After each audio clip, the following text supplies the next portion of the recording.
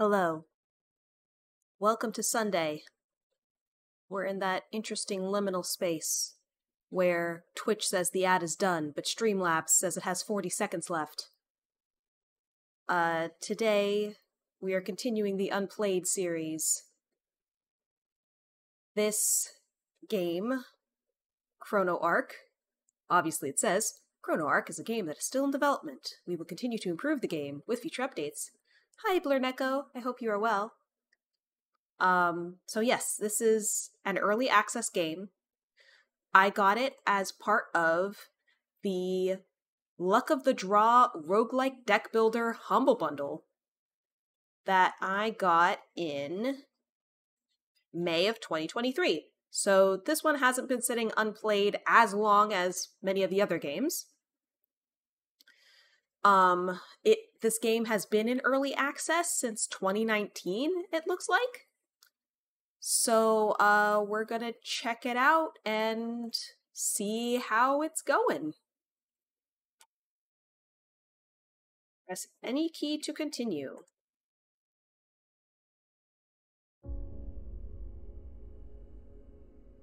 It came unannounced.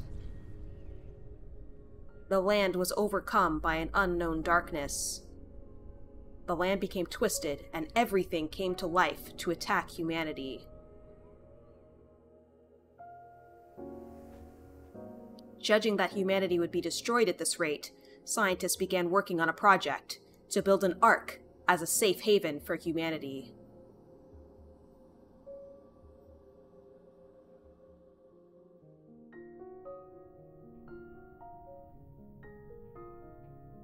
The project was going smoothly.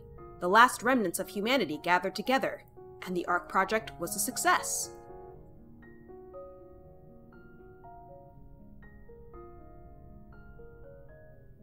Down in my headphones a little bit. However, they did not realize that the Ark is not a safe haven full of hope, but a cage that would imprison them for eternity.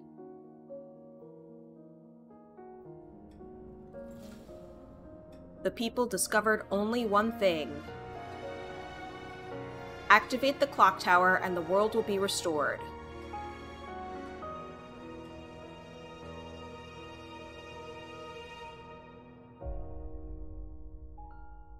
It was the final message they had left to the world.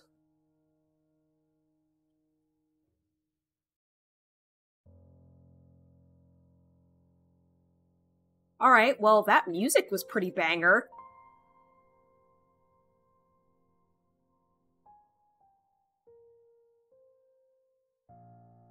I guess we'll start the game.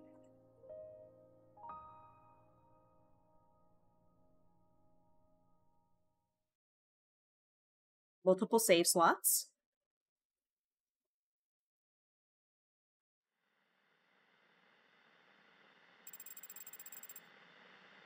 Welcome to the Ark, says the computer. This is heaven, where everyone's dreams come true. People live together for a single hope. Yes, this is the world everyone wanted. Come on, tell me. What do you desire?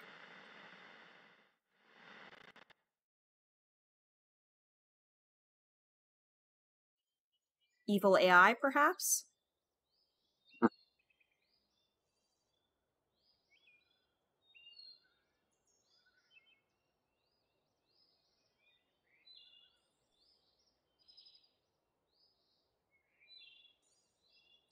I am doing my laundry, by the way. Hopefully it is canceling that out.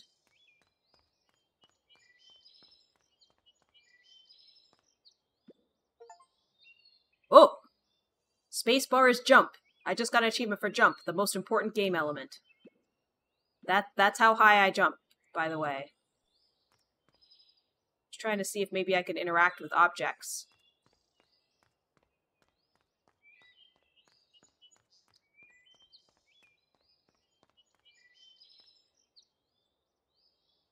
Lucy!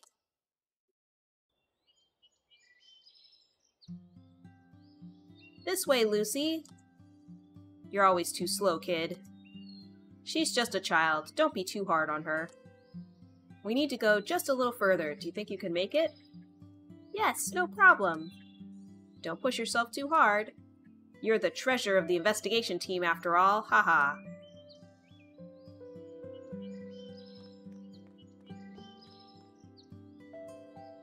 Interact with E.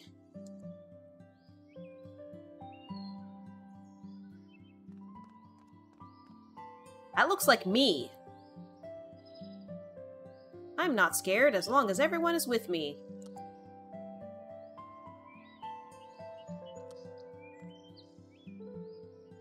We'll take care of the monsters. Just lead the way for us. Oh no, am I dead? Said it's just a very easy platformer that jumps. Just know if you have any problems. Don't worry, we'll protect you with our lives. Okay, I guess I'm gonna keep going.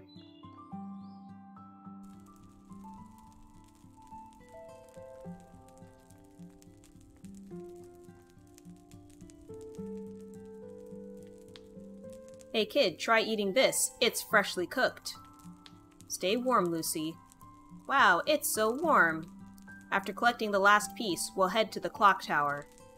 Our journey's end is not far off. All thanks to Lucy. Hee hee. I'll have to give you some credit. Hey kid, you're pretty helpful, you know that? No, you're just a kid until we get to the clock tower. Everyone, thank you so much.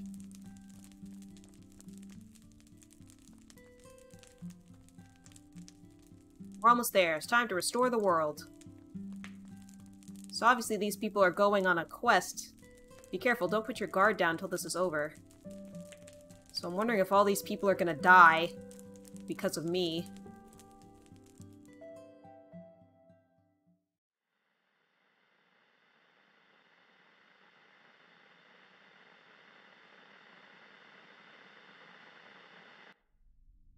Yeah, I see that face, man.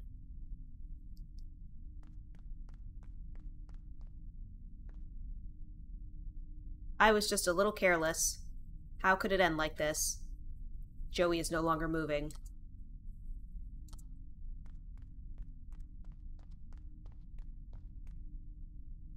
I'm afraid this is my end. Lucy, run as far as you can. Leanne is no longer moving.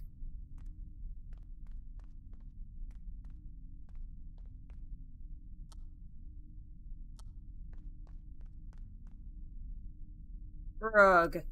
Just a little bit. If I'd done a little bit better, we could have activated the clock tower. Azar's no longer moving.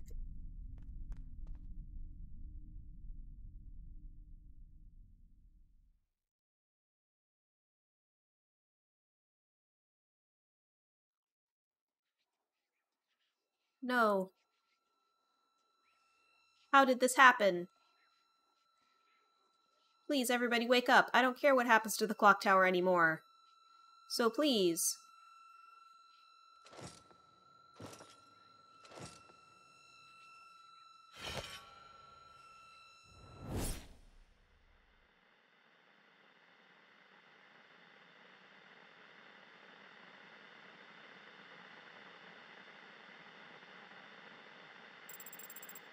Don't worry. This is not the end. It's just another beginning.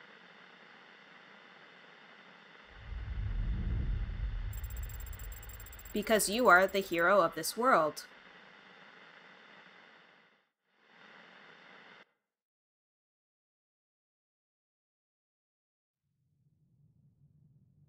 Alright, so we had a little bit of a prologue.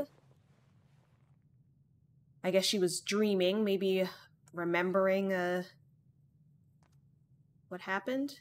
Maybe we respawn whenever we die. That would make sense for a roguelite. I can change my outfit here. That's fine. We don't need to change outfits.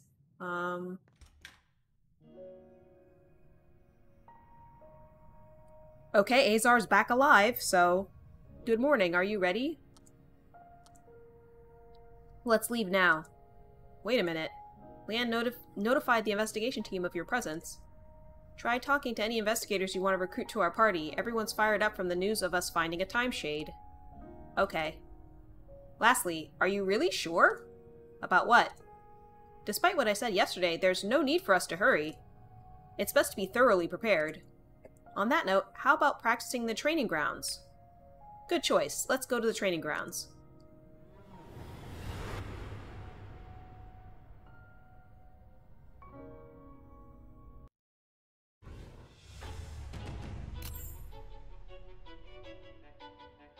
Welcome to the training grounds, Lucy.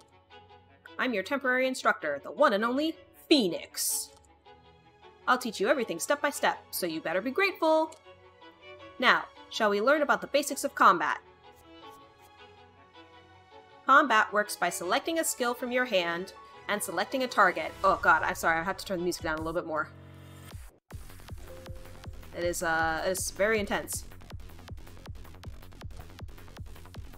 Every skill requires mana to use, and the mana cost of the skill is shown inside the purple gem. This is your maximum mana. You have 3 mana at the moment. Keep your maximum mana in mind and try attacking the enemy. Select a skill from hand to cast it.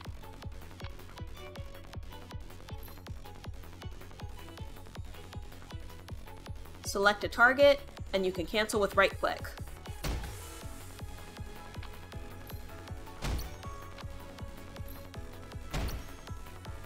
Good job. Used skills will be discarded and added to the discard pile. Since there are no more skills to play, you should pass the turn by clicking End Turn. Alright.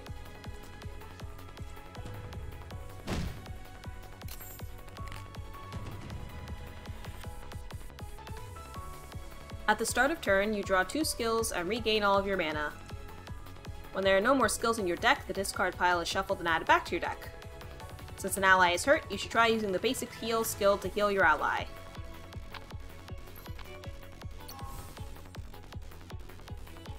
Your ally is healed up and you have some remaining mana, but there are no more attack skills you can play.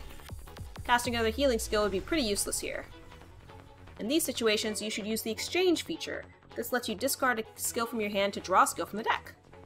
I'll put draw skill at the top of your deck. Try exchanging the basic heal, and then use draw.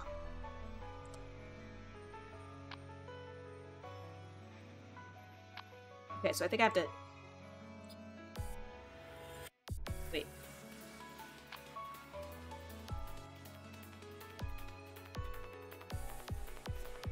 Got it. There's a little exchange button that comes up. Yeah, raid music.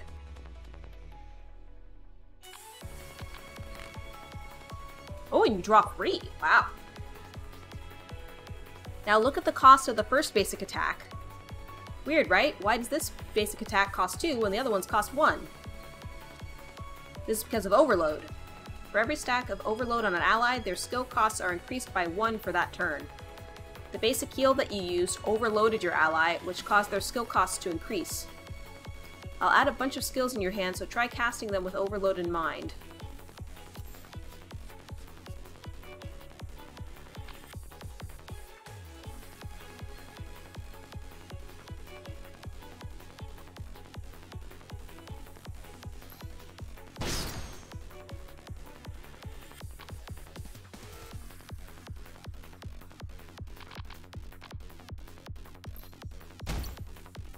Right, allies gain overload by casting skills. Overload causes their skill cost to increase. Simple enough, right?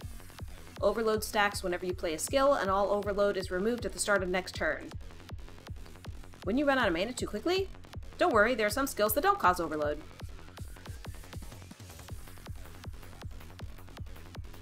The Majestic Phoenix has gifted you with 2 mana and a couple of skills. Notice how these skills have blue gems instead of purple gems. These skills have a property called Swiftness. Skills with Swiftness do not overload characters no matter how much you use them.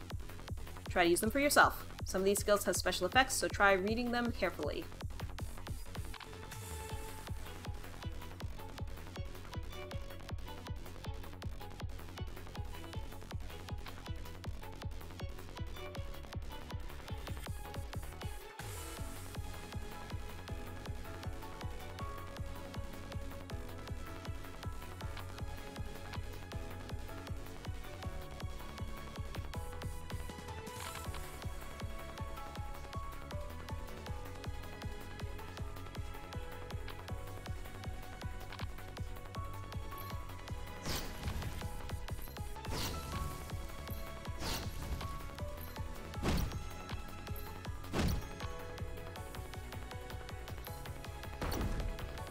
Good job! Isn't it fun to spam skills without worrying about overload? Besides swiftness, there are many other keywords that offer unique effects, so be sure to check them out. What happens if you're out of skills in your hand? In that case, you can try using a fixed ability. If you look at the bottom of the screen, there should be a hexagon-shaped skills icon next to ally portraits. This is called fixed ability. I've added a skill to your hand. Increased morale is a once skill that can only be used once per battle, and its cost is 0. Try using increased morale.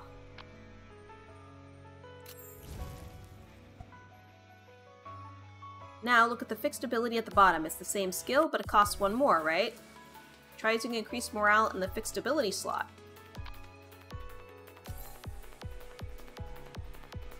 Most skills can be registered as a fixed ability, which lets you use them at any time. However, their cost is increased by 1, and only 1 fixed ability can be used per turn. If you want to have a skill available at all times, it's a good idea to register it as a fixed ability. Now that's out of the way, let's try passing the turn. But I have energy, I could attack. Yeah! Okay.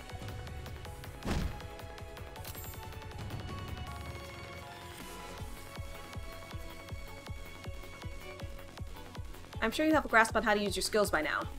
Then it's review time. I've changed the deck and added a couple of skills to your hand. Exchange, Overload, Swiftness, Fixed Ability. Apply the knowledge we've learned so far and deal as much damage as possible.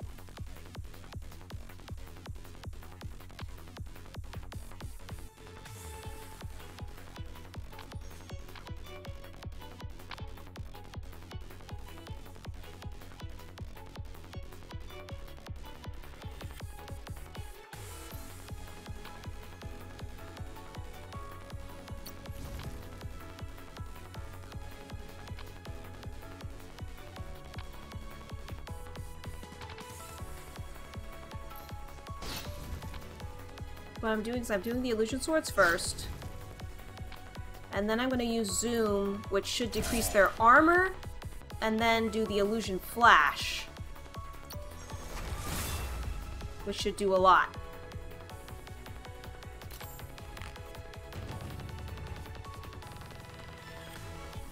Oh, I guess I could have exchanged those cards. Perfect, as they say, great teacher makes great student, don't you think? There should be no issues with attacking, but the problem is defending. Enemies won't just stand still and take your hits. On that note, I'll teach you how to minimize damage from any attacks. Next mechanic I will introduce is action count. How do I explain this? Seeing is believing. Try playing some skills and paying attention to the action count.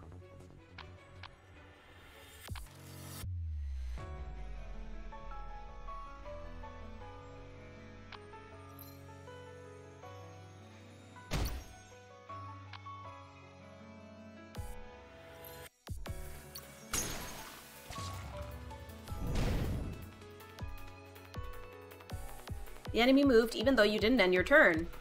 Well, that's obvious. As I said, enemies won't just stand still and take your hits. Most enemies will try to attack you in the middle of your turn. It's important to check the enemies to see whether they will attack.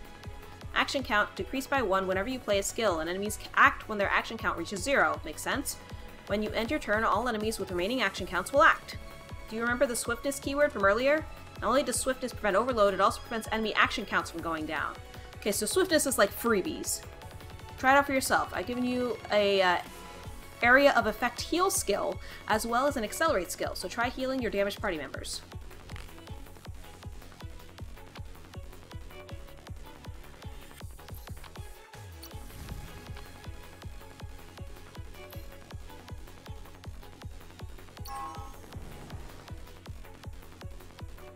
After using the swiftness skill, the enemy action count didn't change, right? Sure you understand how action counts work now. Let's move on to the next turn.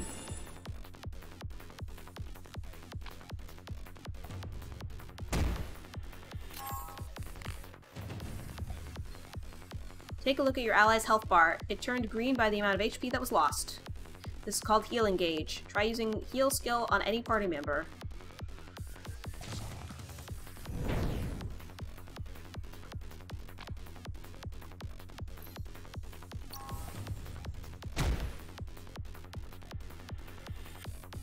Let's look at the health bars again. You can see the healing gauges are somewhat gone. I'll adjust the party health a bit, so try healing again.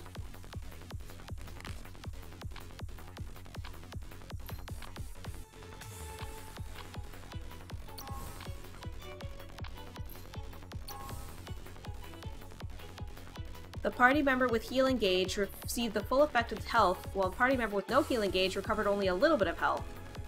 In a way, having a healing gauge is like being wounded. If you treat the wound before it becomes serious, you can make a full recovery. However, you get wounded again in the same spot, it'd be difficult to heal, right? It's a good idea to heal your allies quickly so they don't lose healing gauge. Also remember, healing gauge is filled up when the battle ends, so quickly ending the fight is another way to conserve health. Now on to the next step, try pressing the end turn button.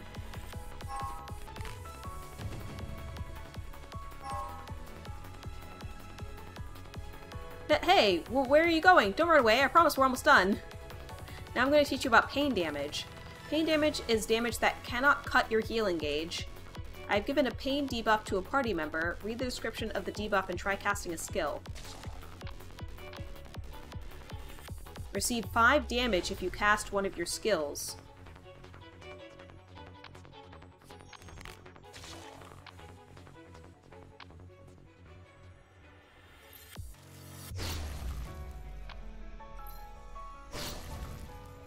So he just took a bunch of damage. The healing gauge didn't disappear even after taking damage. Most pain damage is caused by these pain debuffs, and there are many debuffs to watch out for besides the broken debuff. You can discern the type of debuff by the color of the icon, and there are some debuffs that can instantly wipe your party if you don't pay attention. So if you ever get a debuff, stay calm and read the description. Now then, should we go to the final turn? Press the end turn button. This music is pretty banger. Alright, time for the final stretch. This time I will teach you about Standby. Standby is a feature that lets you reduce the enemy's action count without having to play a skill. See how the enemy action count is 1, right? Try clicking on the hourglass icon at the top left.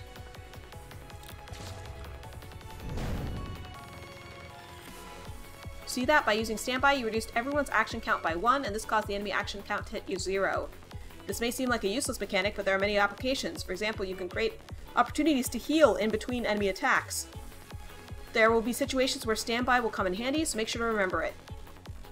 Alright, that's it for the basics. Master Phoenix has nothing left to teach. There'll be countless obstacles and strategies waiting for you in the Twisted Land. If it's you, I'm sure you can overcome any challenge with a calm mind. The most important thing is to never give up, no matter how bad the circumstances. Don't panic and apply what you've learned to lead yourself to victory! Yeah, this is a roguelite. We're gonna fail a lot, in all likelihood.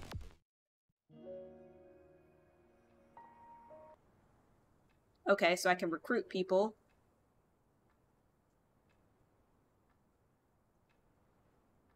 Difficulty is normal. Suited for people who are not familiar with Chrono Ark. Okay.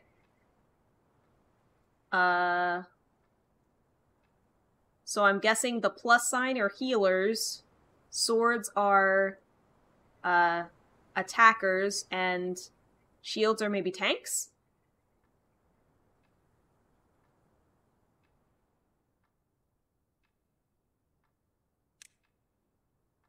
Oh, they have thingies. Joey. His passive is Conjure Potion. Joey's a genius chemist who previously worked at the research lab to create specialized equipment. Frustrated by the lack of progress, Joey decided to participate in the investigation of the Twisted Land. He can help allies or harass enemies with various buffs and debuffs. Hein. His passive is Madness. He is a warrior who harbors immense hatred towards the Church of Pharos. He is difficult to control due to his madness, but he has great potential. He has high maximum health and excels against hordes of enemies. Miss Chain. She is a tank. Her passive is Burn! Miss Chain loves destroying, burning, and cutting open anything in sight. She volunteered to join the investigation team to play around at the Twisted Land. What could she accomplish with her handmade flaming chainsaw? Miss Chain has great sustainability due to her passive and can set up advantageous situations for her teammates. Azar. His passive is Illusion Swords. He is always composed and reacts skillfully to any situation, which makes him a great leader. The investigation team expects nothing less of him. He is an attacker who can combo his skills in various ways by repeatedly attacking enemies with his illusion swords. Pressel. Her passive is Prophecy. Pressel has strong faith as a priestess, and so she joined the investigation team to help purify the Twisted Land. She brings stability to the team with strong healing and support skills. Oh, and if you mouse over the... Okay, so I'm going to have to go back. If you mouse over the passive, it tells you what it does. At the start of each turn, during the skill draw phase, replace one draw with the below effect. View 2 random skills from the deck and select one to add to your hand. Deck curation. Level 3, select from 3 random skills. Level 4, select from 4 random skills. Okay. Ironheart. Passive is Overbarrier. Ironheart is the leader of a private mercenary unit that lends manpower in exchange for gold. They are not on anyone's side, but are currently hired by the investigation team to find and rebuild the Time Shade. Ironheart can protect all allies and serves as a durable shield for your party. He can also utilize ally healing abilities to deal heavy damage to enemies.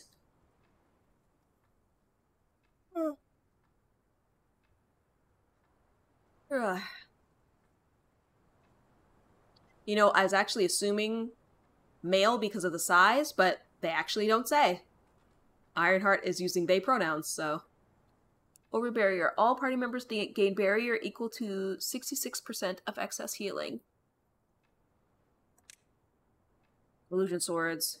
Start of each turn, the topmost skill in hand receives an illusion sword buff. If you play or discard a skill with an illusion sword buff, create a 0-cost illusion sword attack skill in your hand. Miss Chain gains burn when she casts a skill or fixed ability. Her health gauge is protected during burn. Miss Chain's skills gain bonus effects when cast during burn. Receive a random potion when you level up. I guess you could level up during a fight. Whenever Hein defeats an enemy with skill, cast it again with half damage to another enemy. Okay, well I think I'm going to go with Azar. Although I'm... Oh, E to recruit. And then I guess a healer is a good idea.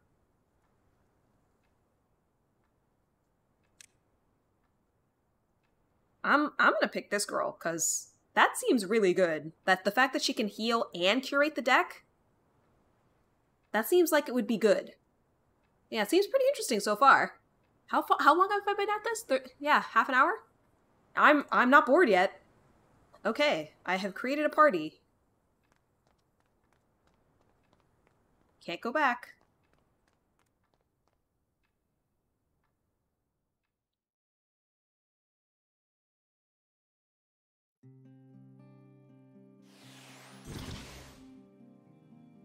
Misty Garden.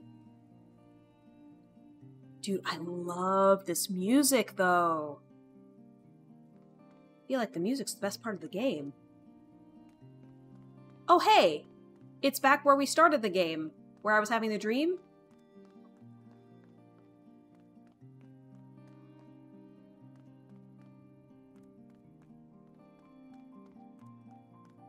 Or at least looks like it. It's a house.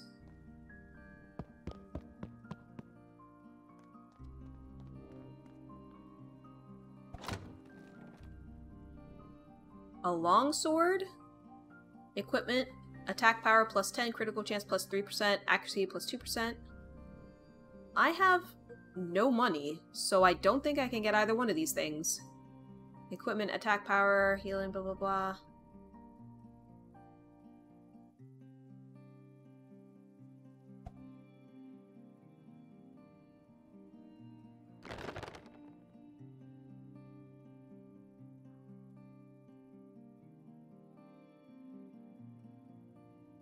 I think Pressel should be equipped with that.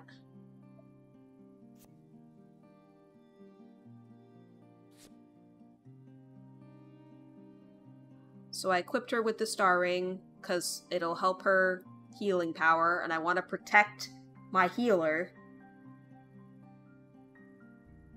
I can't equip anything, it looks like.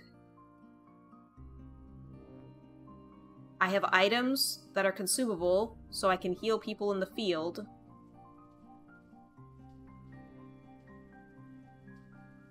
Lucy's necklace. Activate item usable in the field. Revive a fainted ally. And it restores 1 charge at a campfire. Okay. So if one of my people die, I can bring them back.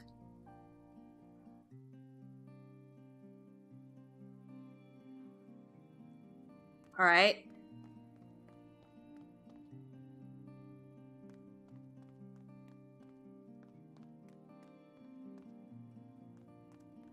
I wonder if these twisted lands are procedurally generated?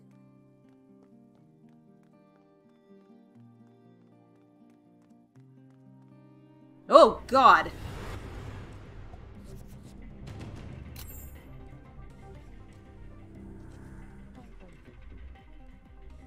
We have to kill these cute little things? But they're so cute! Evil must be cleansed. Okay, alright.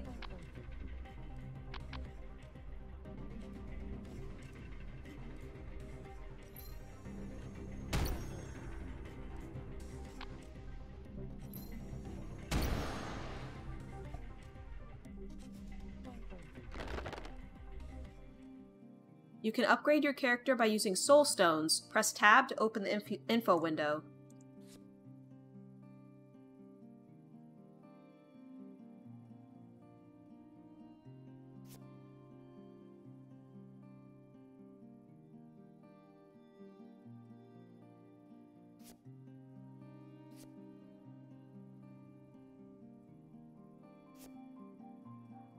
I see.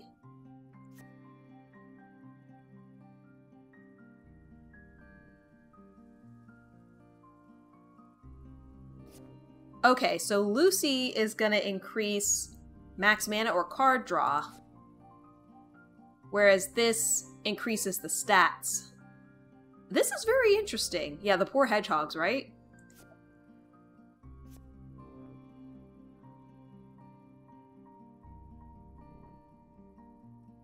I guess I'm gonna level up the character. I'm gonna level up my healer. Because I remember her passive gets good at number 3. Level 3. Select our 3 random skills. So I'm gonna try that. Learn a skill. Cannot be fixed. Make a prophecy, prioritizing attack skills. Skills drawn by God's Blessing gain Ignore Taunt and Tracking, and their pain and weakening debuff success rates are increased by 20%. Okay. Double heal. Chain heal a selected ally after 1 countdown. If you do it on self, it's enhanced prophecy. Next prophecy will have 1 more option. Remove 1 stack when you make a prophecy. Adjust aim. It's swiftness. It cannot be fixed. Shuffle all first class heaven into the discard pile back of the deck. Then make prophecy prioritizing the user's skills.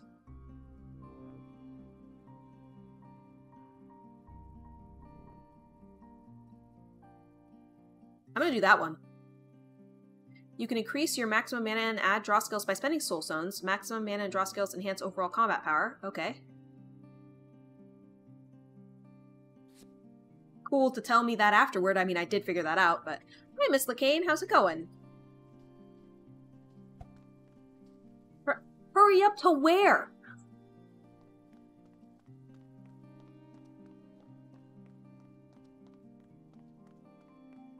I'm going. It's dark. Whoop. Something.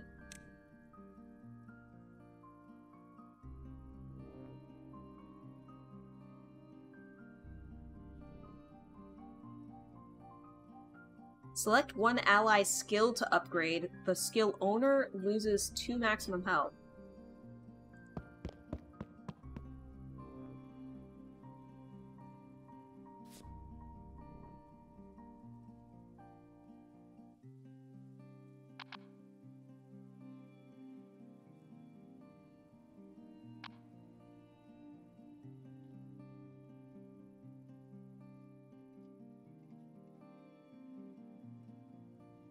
How can I view the upgrade option?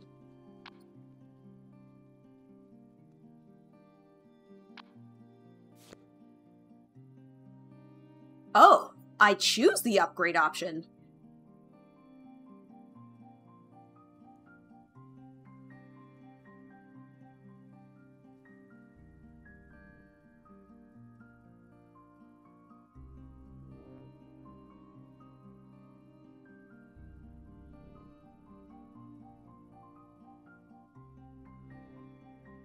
Okay, so it has a synergy with Azar, or I can get a mana if it's exchanged or discarded. This seems like it could be good, because if I don't need to heal, then I can get a mana back for an attack. I think I'm going to do that one.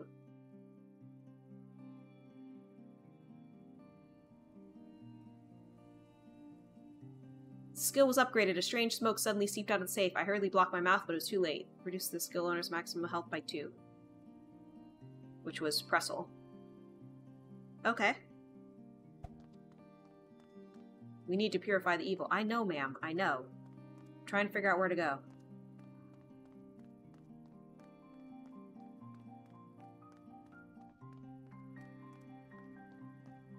So I'm not totally sure if much is gained by walking around.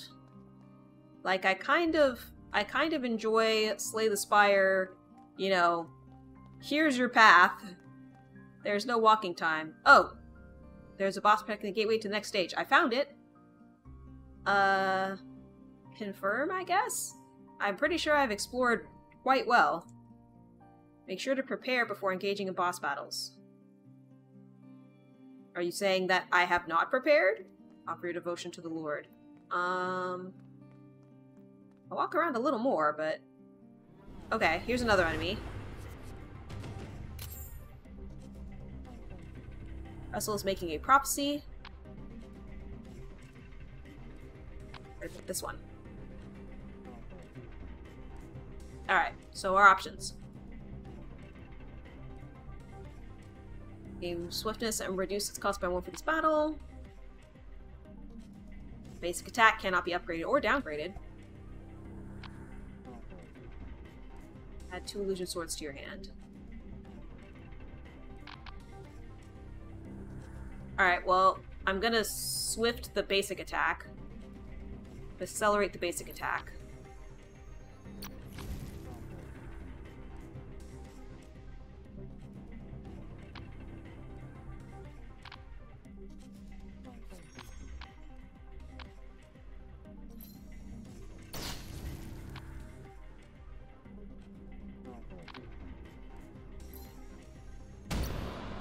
Kill that one.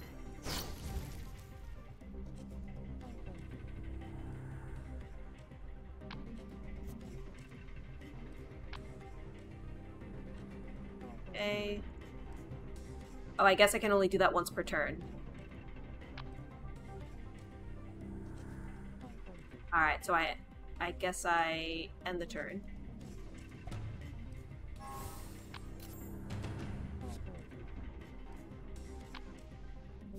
Grab that God's Blessing, because I didn't get any attacks.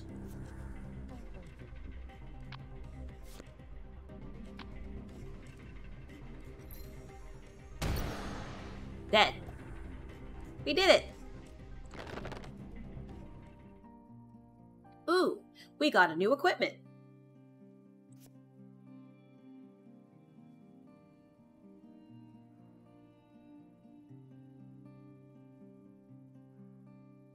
I will equip that to Azar, I guess.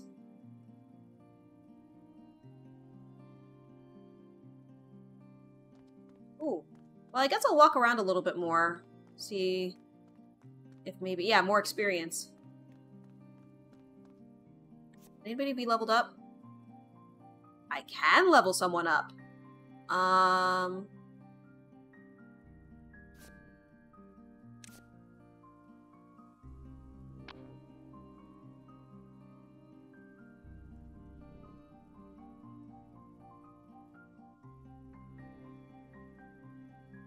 Accuracy, 110%. What? I guess because accuracy can be reduced?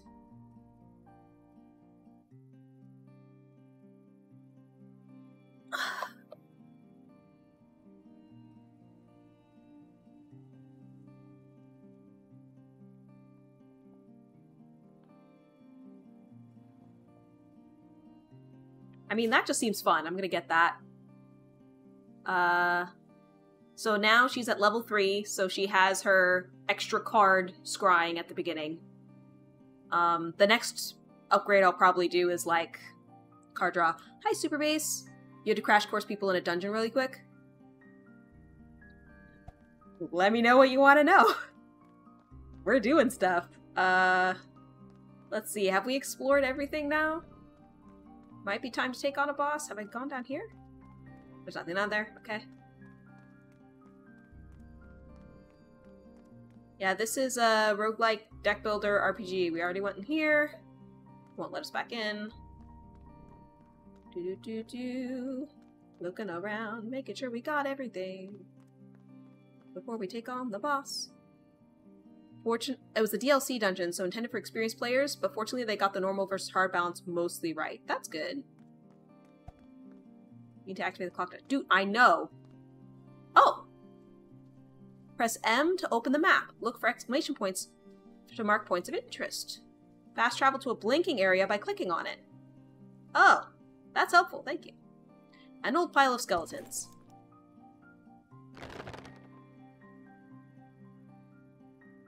I don't know what that just was. I think maybe it was money.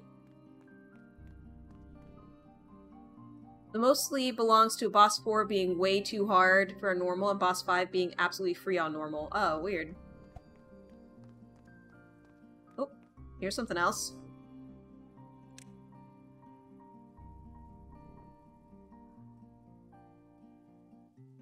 Transform an item into a better item.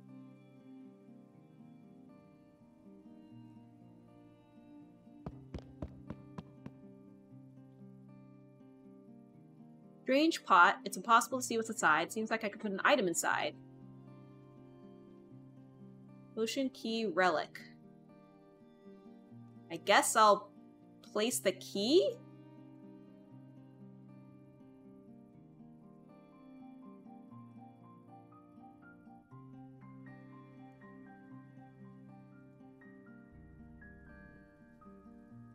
Kind of funny because 90% of the dungeon wipes are the first to boss, one where a few boss mechanic is mandatory.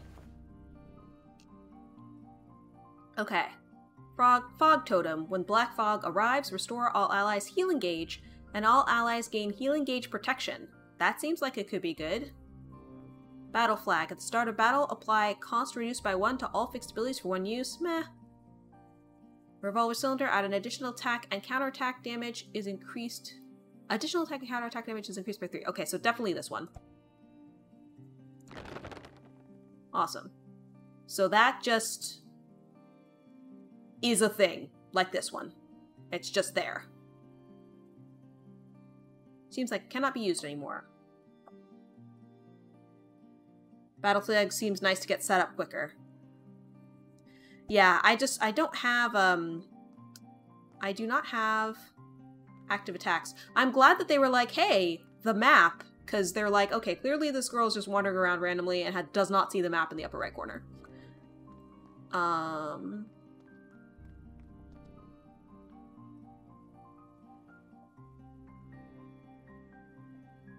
Okay, that's where we entered from. Okay. Okay.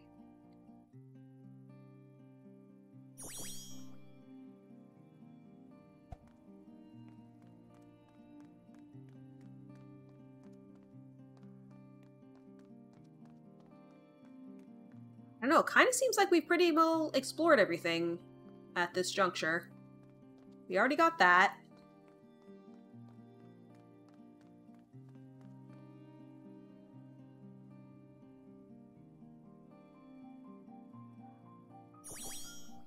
Yeah, we're good now, I think. Did we explore all the way down here? Yeah, we did. That's where I found the urn thing. Didn't necessarily go over here, but it's just the same stuff. Okay. Alright, I think we can take on the boss now. I think we've encountered everything we can. Hooray, boss time. What could go wrong? Well, considering I have,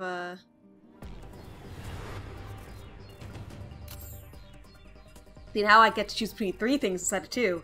So that's why I upgraded her instead of... This music is great. We're gonna go for an attack.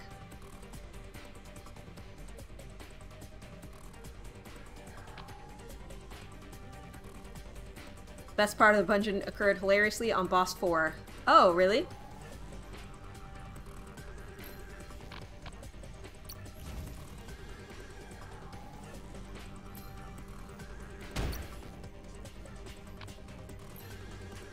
Alright, then he's gonna attack, and then we're gonna have our basic heal ready.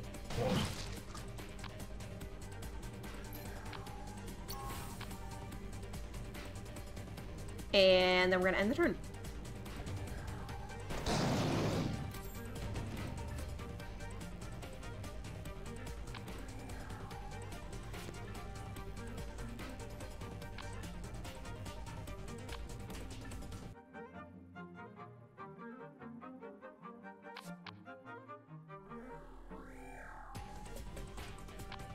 Requires too much energy because I just used a skill.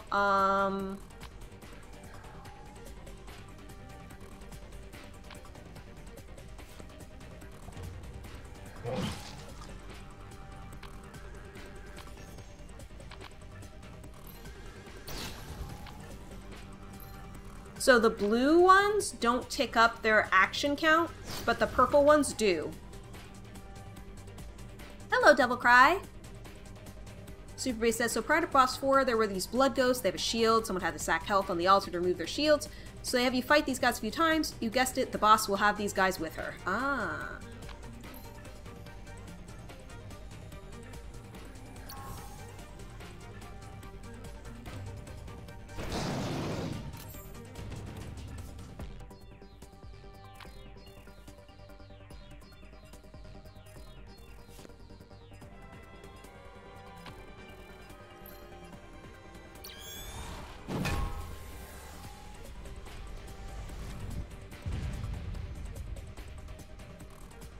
Wait, did I seriously explode him? I seriously exploded him. And we healed because of it. That was that new move I just got. That's the first time I used it. Mach 4 baseball. Yeah, fits for a cleric, right? Sent to heaven. It goes pretty well. We're trying out this new game. I'm liking it so far. You know, yeah, it's in early access or whatever, but I haven't encountered any bugs or whatever. Seems good. Am I even at the 1 hour point? I'm almost at the 1 hour point, so I can kind of give my thoughts about it. Boss also tries to summon a mini-boss. You block the spell in the same way using the altar. Oh, okay. Must be used or identified to learn its effect. Okay. Gold. Some upgrading. Dream Dodo's Rabbit Mask. Equipment, evade +5, gain random and unique effect and bonus attack, cannot be unequipped. Golden Skill Book, consumable, usable in the field. View 1 random rare skill per ally and learn 1. Soulstone, Orb of Mysterious Power, can be used to upgrade. Credits, permanently unlock or upgrade items at the Ark before your journey begins. Last permanently if not used. Okay. Best healing is murdering enemies before they damage you. Yep. I told people very specifically this fight goes very poorly very quickly if you don't deal with her minions. But then they didn't deal with it. Okay.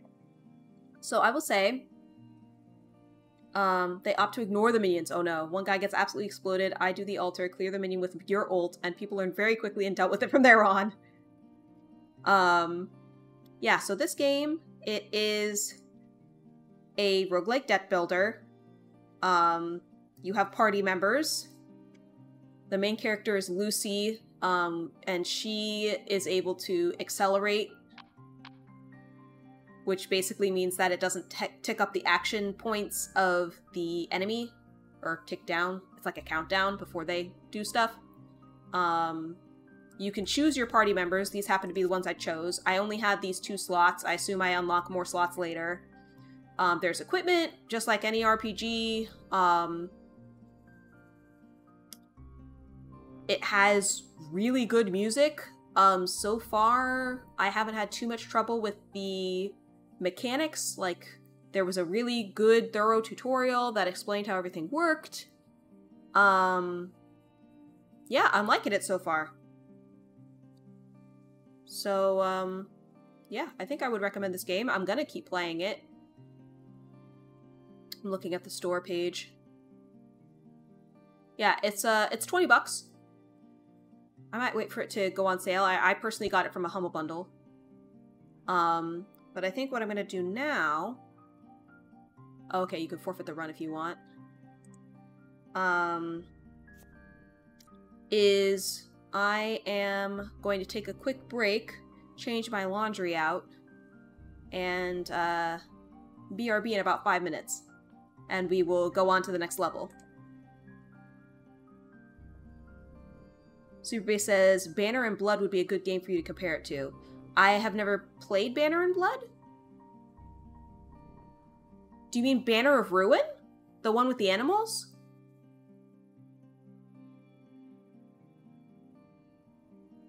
Banner of Ruin, yeah. So far, I would say this is easier to understand than Banner of Ruin. It's really been easing me into it. It does have, like, static ability things like Banner of Ruin, but I haven't really done this yet except for the tutorial, but you can, like, store them as a static, you know, like, as an ability that you can just use at any time.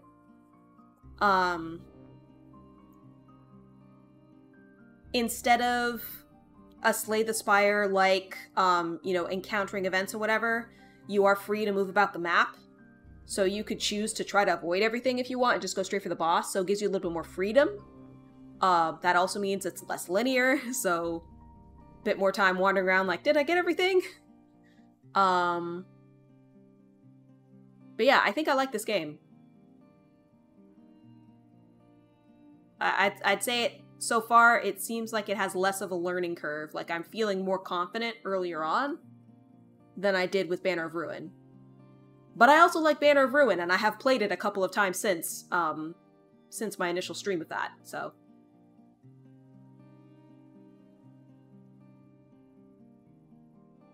Okay, I'm gonna go ahead and change that laundry out, run the ad, etc. So, BRB in about 5 minutes.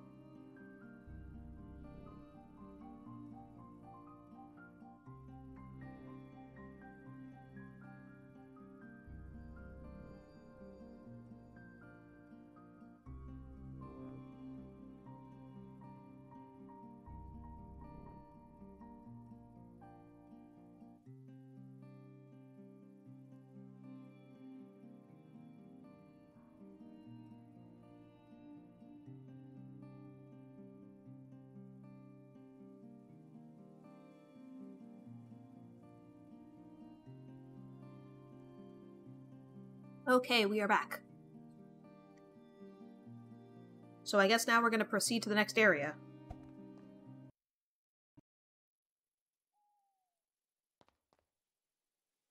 Campfires are located between stages. Campfires restore health and revive fallen allies.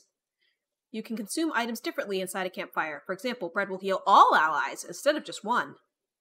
There are a variety of items you can use during camping, so try to find some for your next campfire.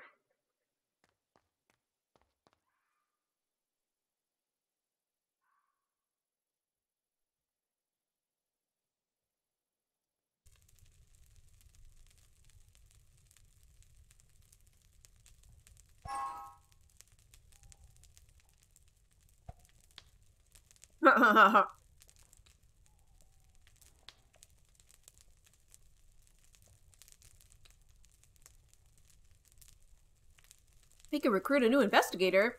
That sounds like a great idea.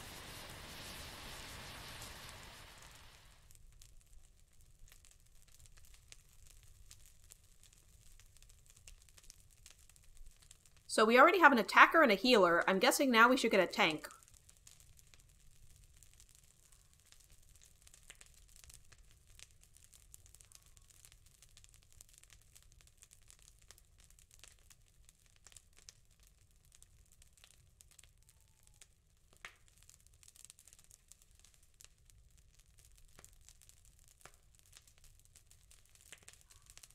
Boy, her description sure sounds like an attacker, but, she's apparently a tank.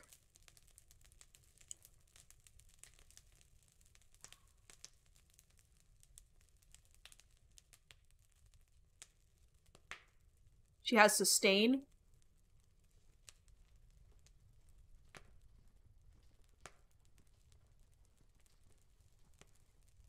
What's a sustain tank?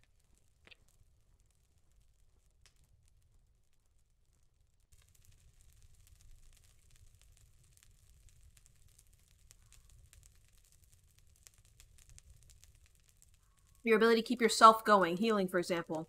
Okay.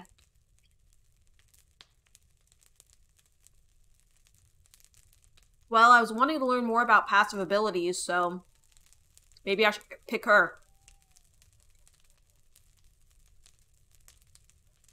Versus Ironheart, who has mitigation preventing damage.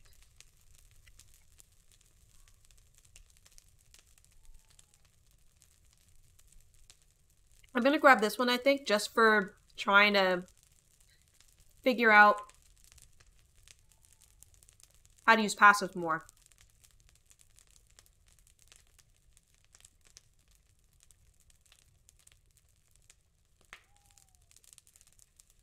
Bake or burn an item at a campfire. Why would you want to burn an item? What does that even do?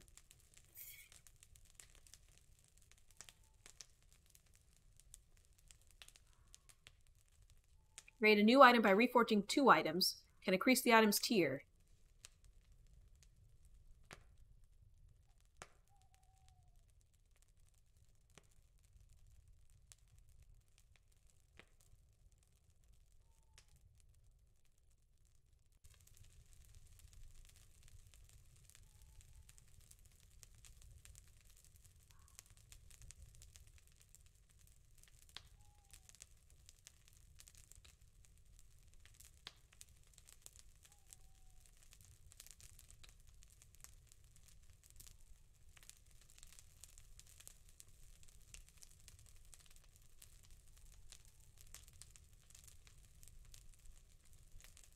Get a rare item as a result.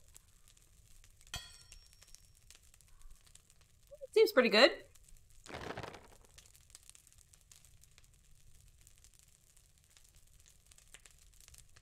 We'll just say that's good enough.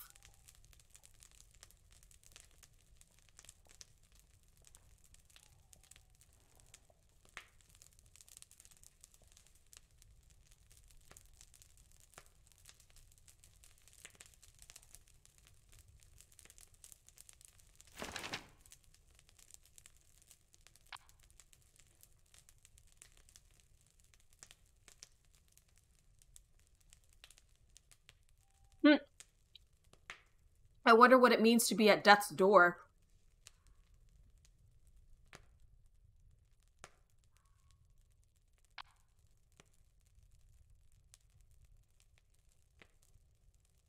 Oh, dang. So this can only be used one time. Death's door largely comes from Darkest Dungeon? Oh, really? If you hit 0, you do not necessarily die.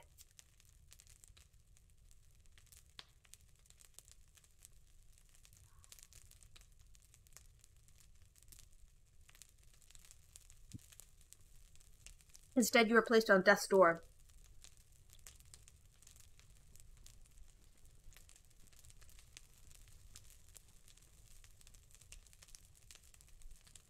For Darkest Dungeon, further action and damage all has a chance to kill you.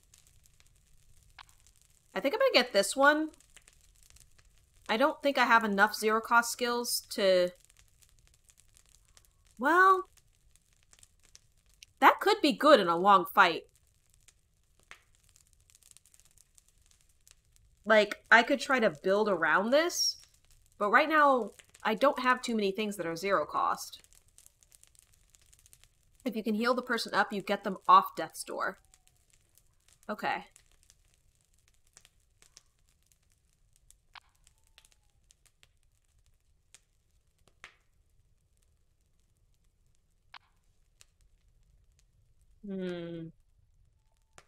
Fantasy can also just be used as card draw, as 0 + 1 = 1. Alright, I'm gonna grab it.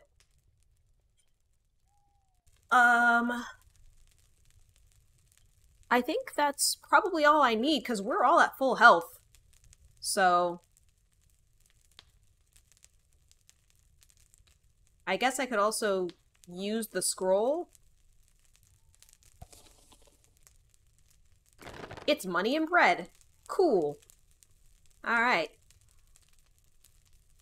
I think we're ready to leave the campfire.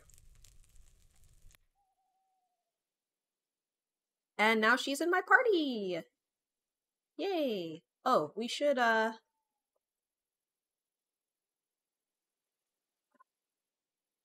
I want to increase mana? Can't go wrong with bread. I think I'm gonna increase max mana.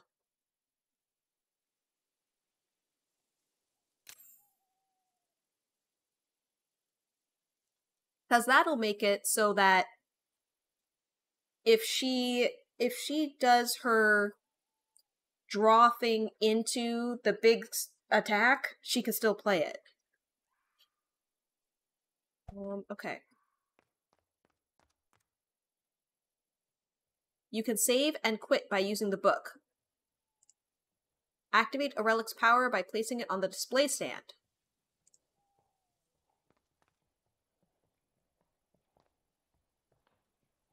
Right, E. Save your progress. Save data can only be loaded once. Well, what if I want to save in case of, does this game autosave? I don't necessarily want to quit. I guess that's if you're, you know, in the middle of something. Oh, this has not been active this whole time, apparently. Quality of life. Think Slay the Spire, save and quit.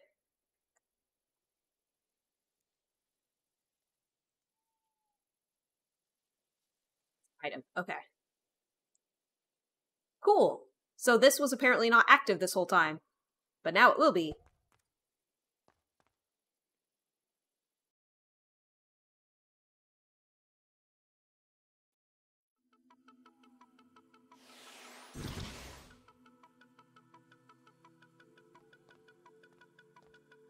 Okay, so that allows me to save and quit.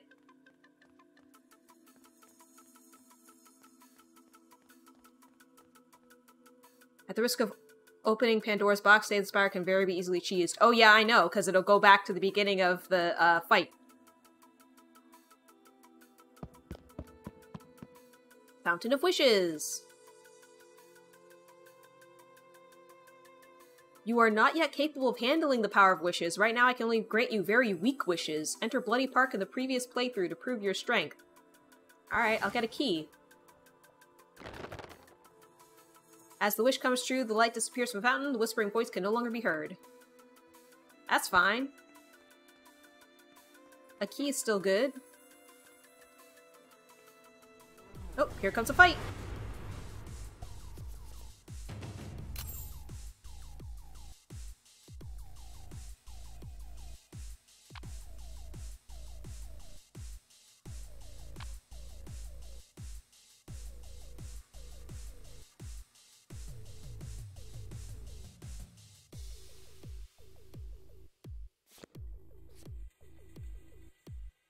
What the heck is this?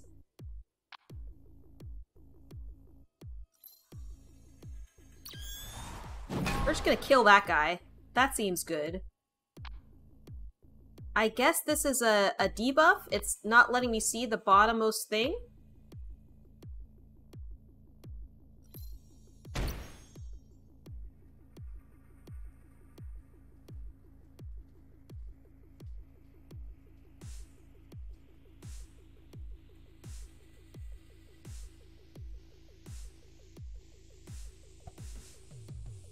Oh, I guess there's no reason to do that. I don't have any more energy, so I'll just end.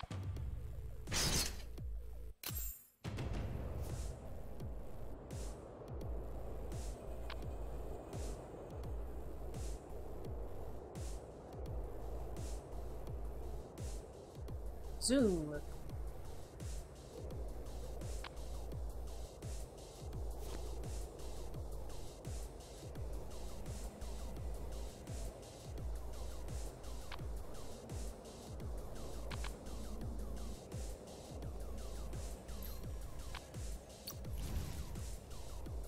I gotta be careful about that. So we're gonna do...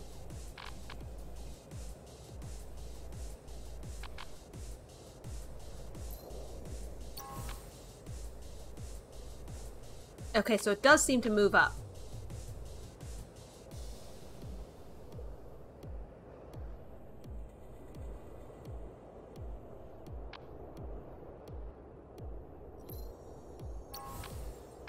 Them to full. Get 2 zeros in hand. Use that. Okay.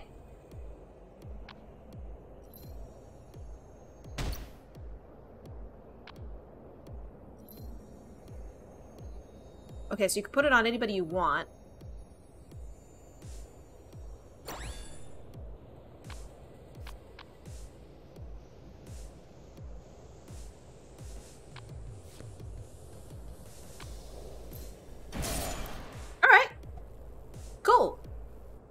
Target badge. Item with unknown power. Must be equipped or identified to learn its effect. I'm assuming that makes the enemies target you. Alright, let's upgrade.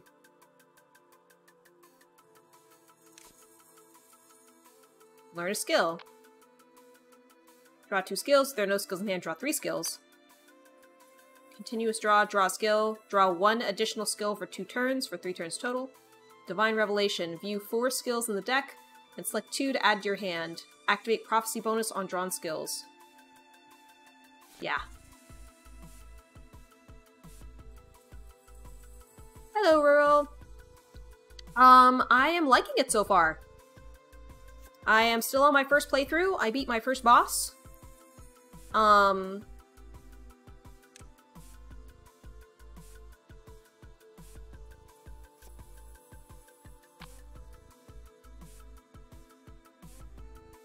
Bat, the strongest weapon. Yeah, I'm liking the cleric lady. She has a bat that destroys everyone. Does like 32 damage. Sword of Infinity. All skills in hand gain an illusion sword buff. If the skill has an illusion sword buff, it is not excluded. So you can double buff. It stacks.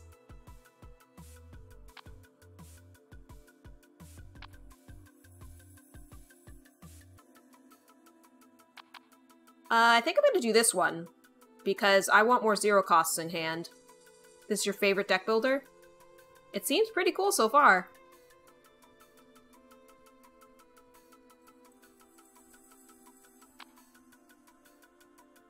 Has an additional attack that deals 8 damage for each illusion sword and illusion buff in hand. I'm gonna do this one. I think that'll be good. Yeah, first class to heaven. It's great. And then this lady we just added.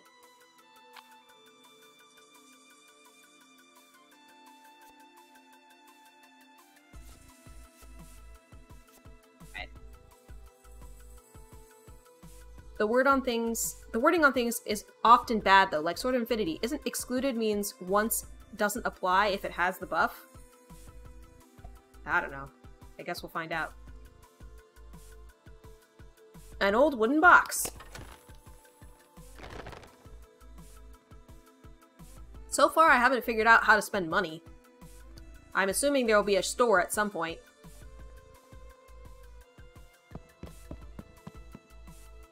Immediate store! Great!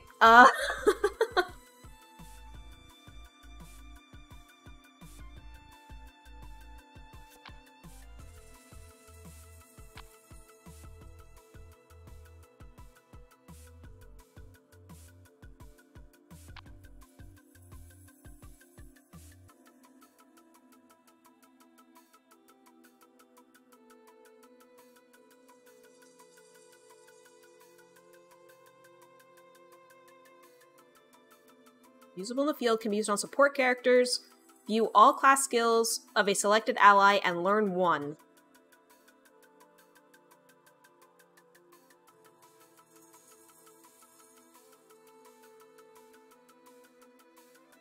If an attack skill misses, the next skill played costs 1 less. Activates once per turn. Medical kit. Creates a random healing skill. Unknown scroll. Can be used on defense roll characters, which I now have one. View 3 class skills of a selected ally and add them to your hand. Blah blah blah.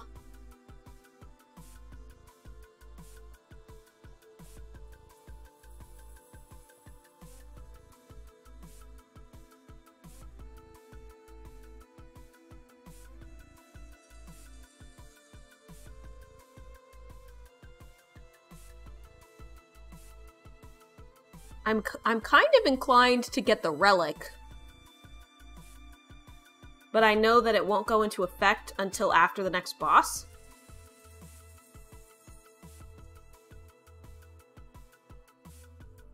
So maybe I do this one instead.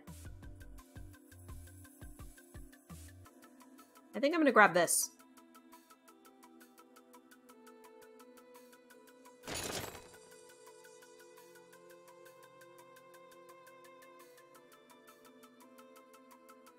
I'm also gonna hang out and watch. Let me know if you want translation. Sure. Thanks. Appreciate it. I'm assuming, is this English not the first language of the game?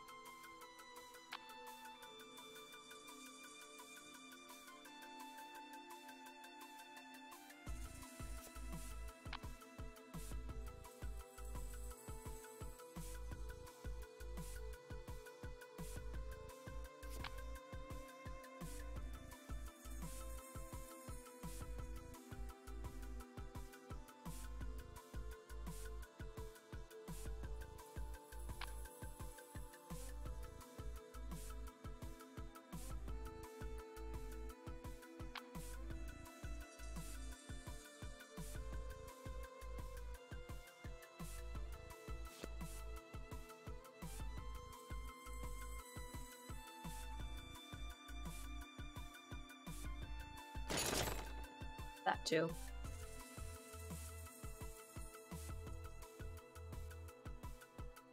Going by the patch updates, it's Korean dev. Okay.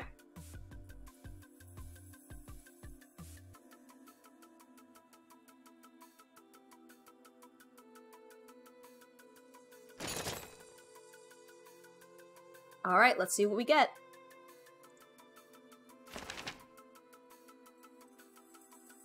Bazoom. Countdown 1. Gain swiftness when health is below 33%. Burn, consume burn, and chain heal the user for 50% of the max health. Okay. Double heal. Chain heal a selected ally after 1 countdown. Enhanced self-enhanced property. Prophecy. The next prophecy you have one more option. Okay. Illusion flash. Oh, that was the thing that we almost took earlier. It's a nice strong attack. We'll take that.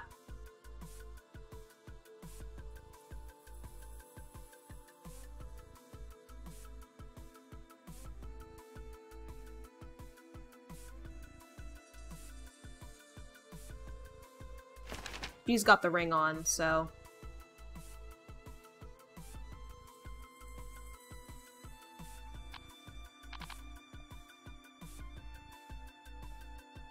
Okay, so these are the options. Gotten better every patch, but still odd translations on functional work.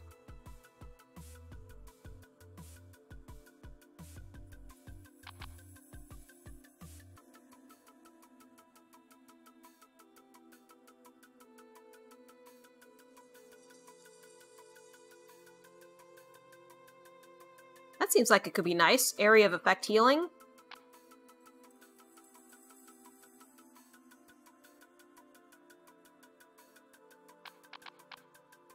I think I'm gonna get that.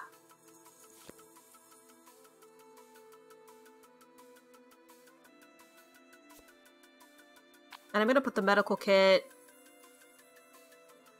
with our new person because she doesn't have as many cards. Alright. Cool.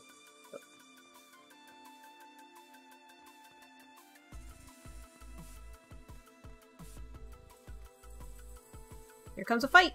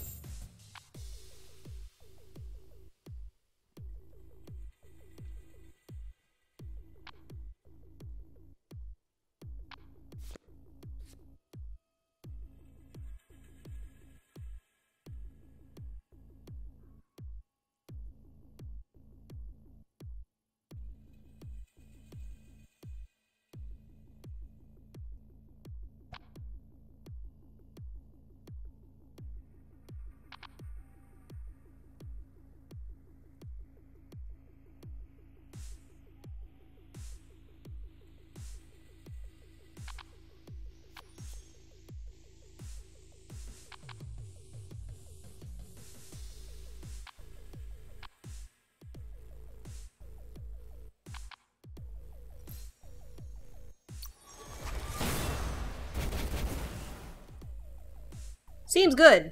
Alright. Happy with that purchase. We are gonna kill the healer.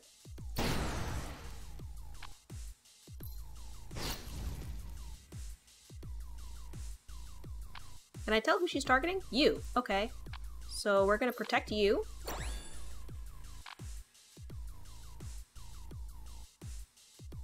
I mean, I guess we could God's Blessing, but... yeah, it's not gonna be helpful. Oh, got another illusion sword, though. So it's sort of helpful. Alright.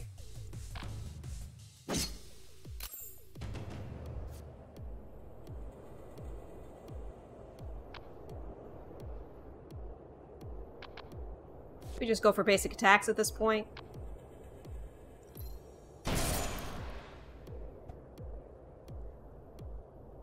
Well, then hang and identify an item. Alright, and we can level up again.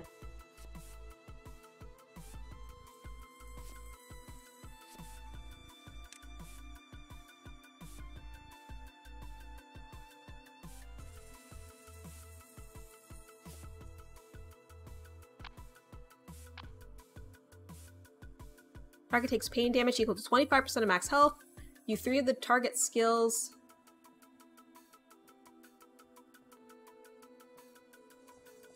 In the deck, discard pile and select one to draw. Its cost is reduced by 2. Rare skills are not shown. That seems lame. Like, I get its card draw, but, Damage 7. Swiftness, ignore taunt. Apply 3 stacks of Grievous Burn. Grievous Burn. Pain resist, minus 14%. 4 damage per turn. So you're basically poisoning somebody. Alright. Innate, Swiftness, Death's Door immunity. At 2 stacks, prevent health from falling below 1 once. Screech, maximum health, plus 20%. Aggro increased.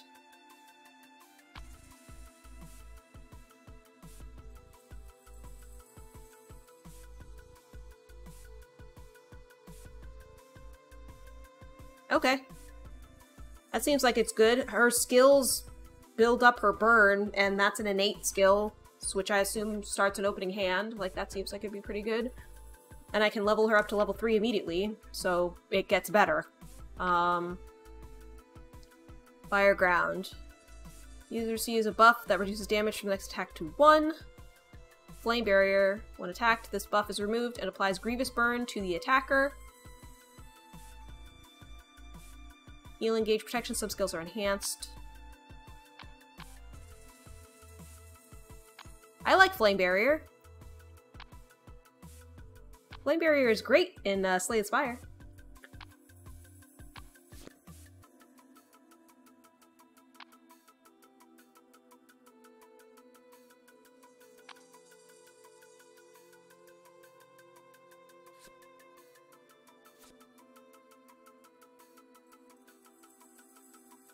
Innate applies to fixed skills. The tooltip mostly explains it. Oh.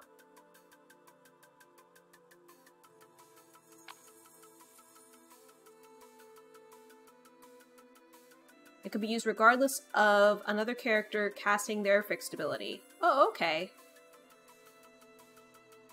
Its cooldown is also reduced by 1 turn.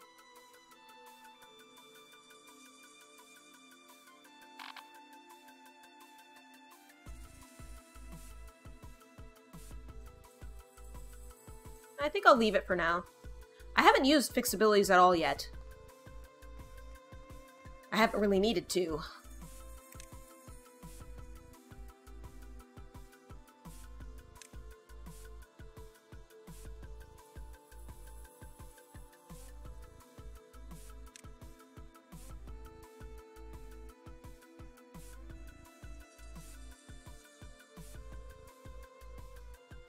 Do I want to burn my key again?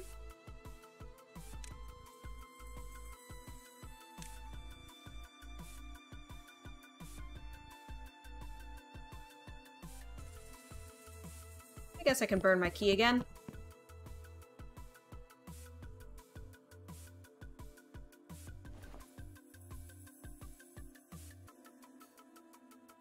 The 5 keys. Apply armor minus 10 to enemy taunt buffs. Black Fog turn is halved. Upon reaching Black Fog, all enemies take 25% more damage. I don't super understand Black Fog yet.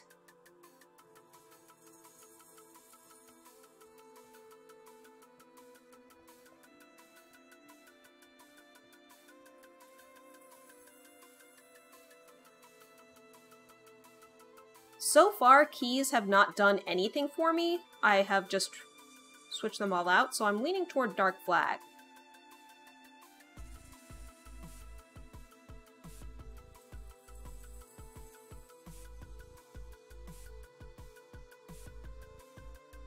I'd be interested in this if I knew what Black Fog was, quite frankly. So I think I'm just gonna take the Dark Flag.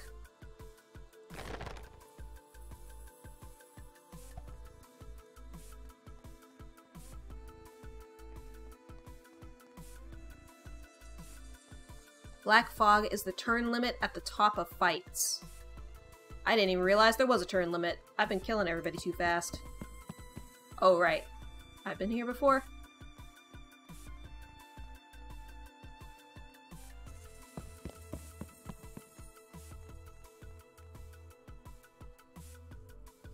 Aha! That was where a key would have been useful. BF arrives if you take too long and damages you each turn. Oh, okay.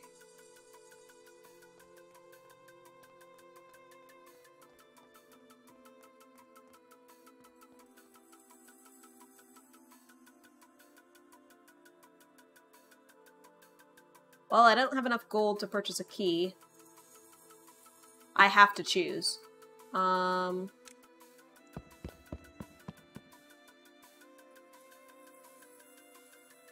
Hopefully I can go back to that later.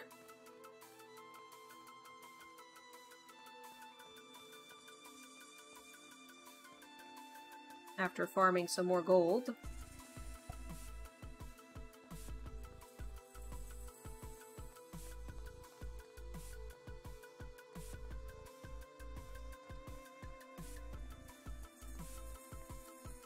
Here's another fight.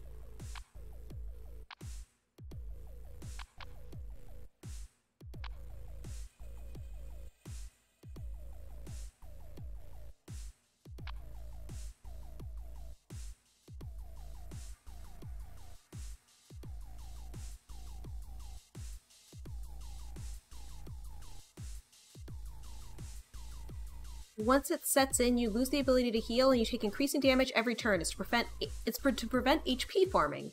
The 4 up top. Okay.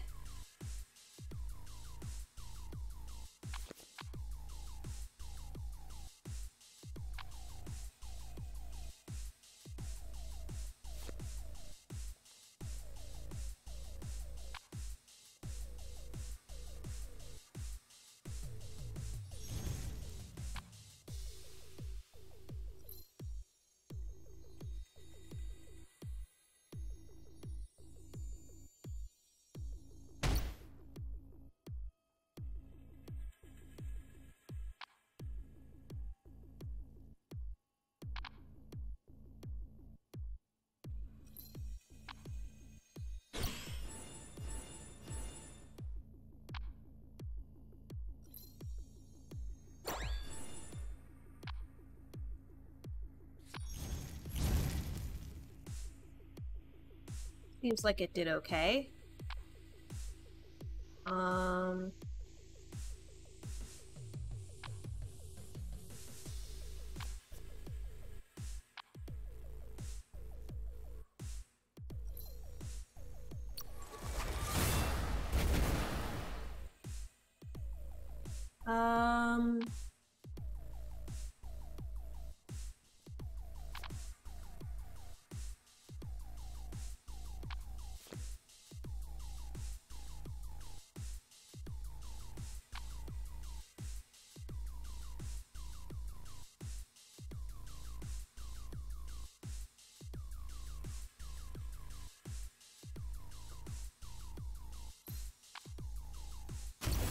Make that flame barrier. And we'll attack a couple of times. And I think that's all we need. I think we're good. I think that was a good opening turn.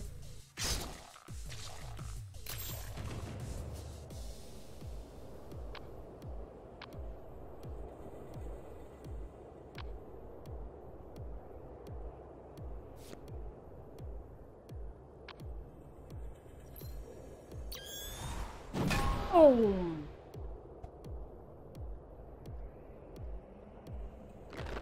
Alright, that gives us enough for a key. So we can go back.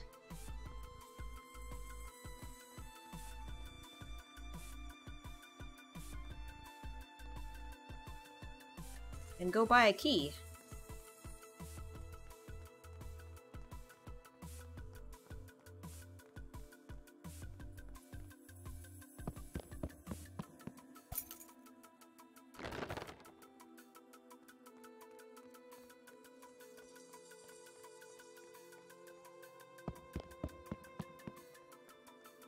What you got for me? I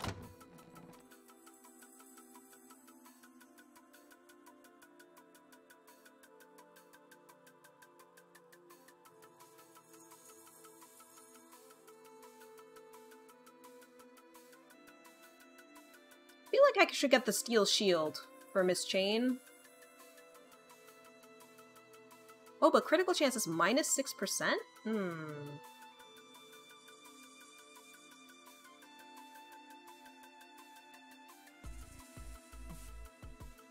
I guess that's still okay. She only has one move that makes armor, but I'm assuming there's gonna be more eventually.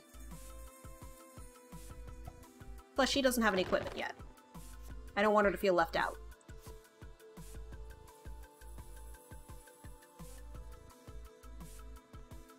There.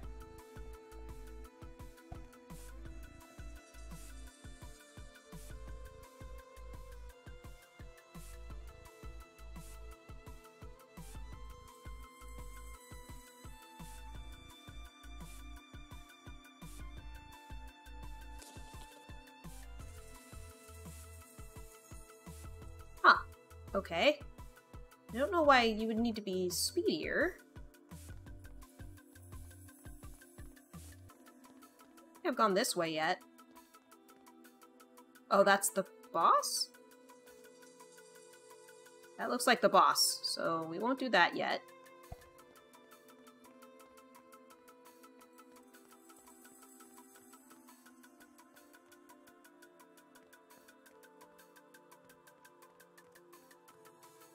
Speed is so poorly explained. Oh, what does it do?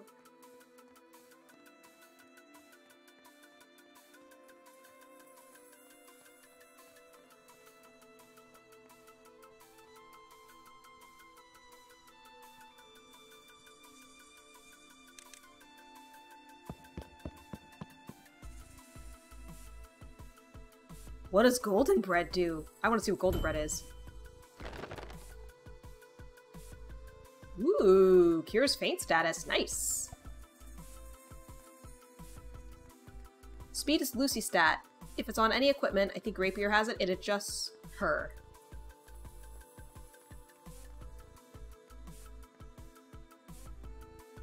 Remnants of a wagon that was being transported.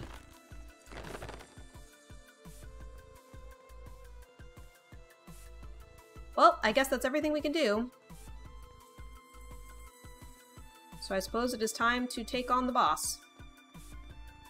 This chest will need to be, forever a mystery.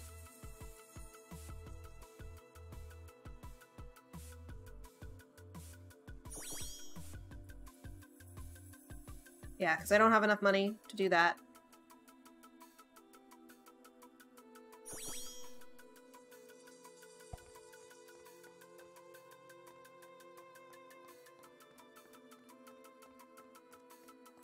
That was where we started.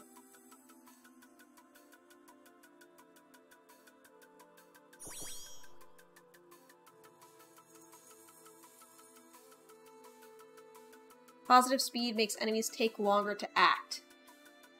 And if it's negative, they act faster. Oh, okay. So it's like action, it gives them more ticks on their action points.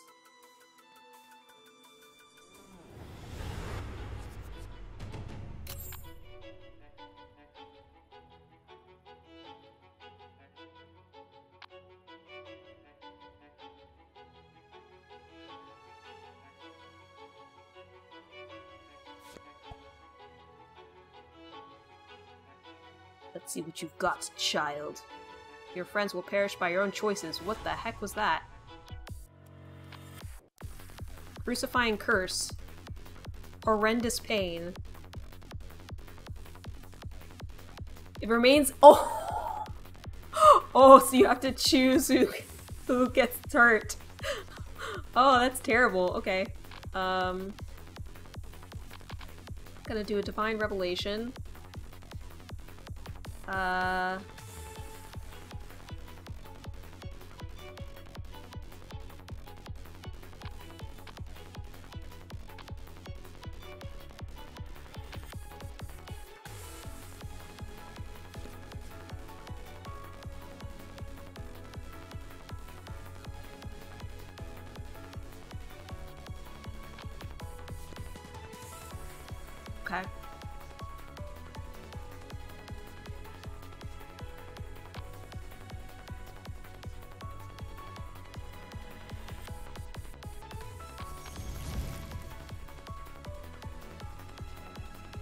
think that was a good move.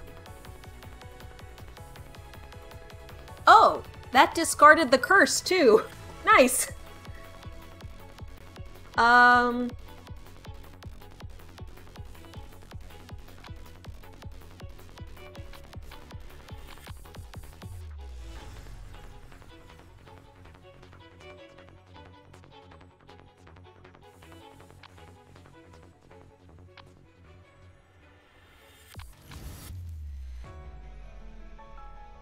Accidental combo, woo!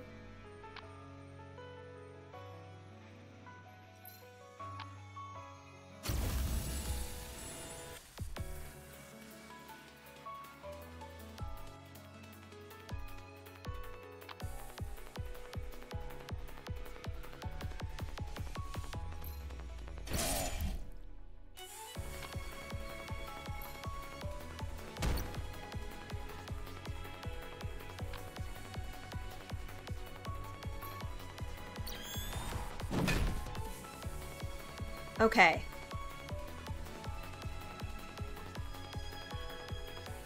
So I have a lot of illusion swords in hand. But the illusion swords also have illusion swords? So I'm not sure if I should do those for- I'm pretty sure she's not gonna get a chance to do anything. I think she just dies.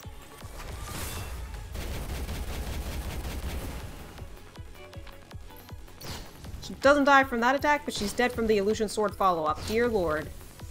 So obvious. Yeah, lady, you don't get a turn. Unlocked a new boss. Herb.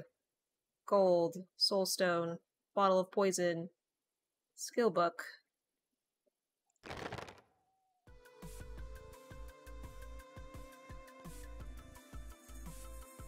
Maybe that was the warm-up to the boss?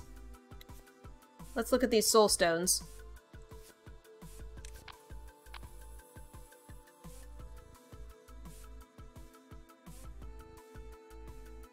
How is that for one turn?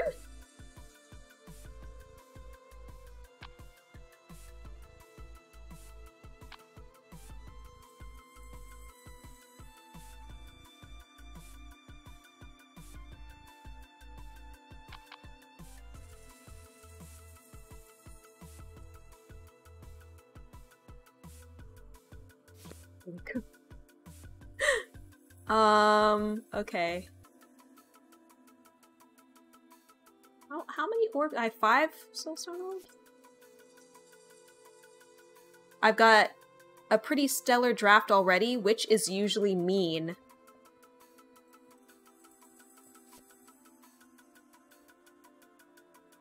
Yeah, I'm just picking cards that seem good.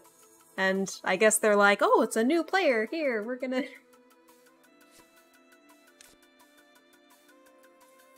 Gonna add card draw.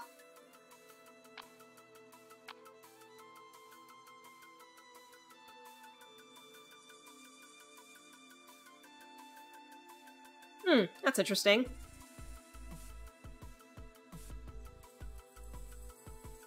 If Azar is fainted, the buff will not be applied. Think about that one. 499 loop? I don't know what that means. Oh, I could add more card draw. I guess I'll do that. Snack time. Choose one. Draw 2 skills or restore 3 mana. Tactical plan. Cast twice.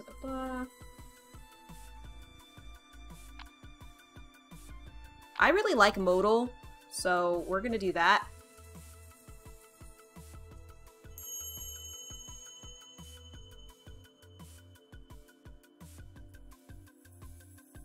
I obtained a time shade. Move to the next stage.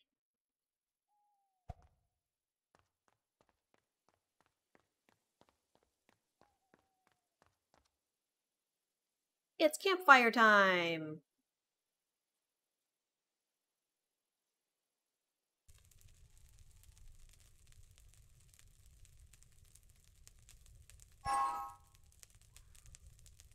Azar is always so calm and reliable.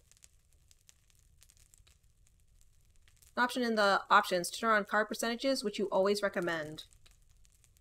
So let me see. I don't actually want to leave.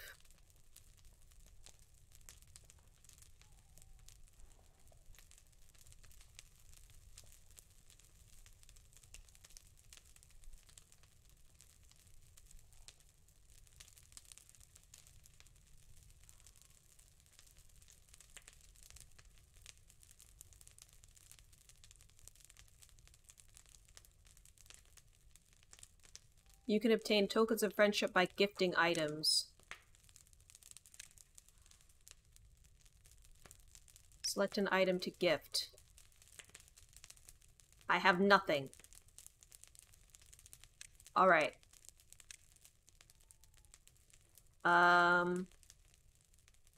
Check out the golden bread. Restores an ally's health 50%, cures faint status when using a campfire, increases the max health of all allies by 3, including allies recruited in the future. That sounds amazing.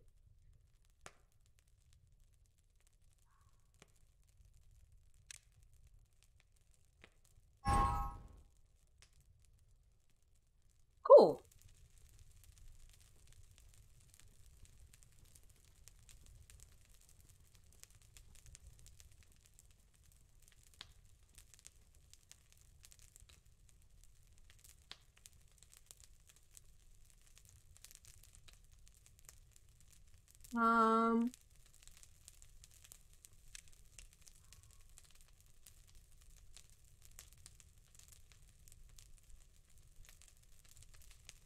Select an upgrade effect. So that's what I was thinking innate was. And 20% increased damage against taunting enemies. And it goes down by 2?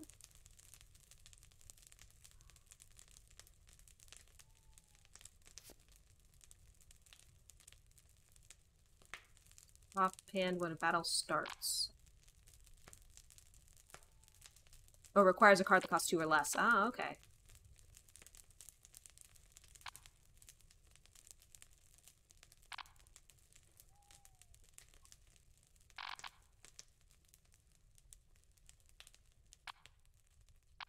I mean, I feel like it's generally not bad to have illusion swords in hand.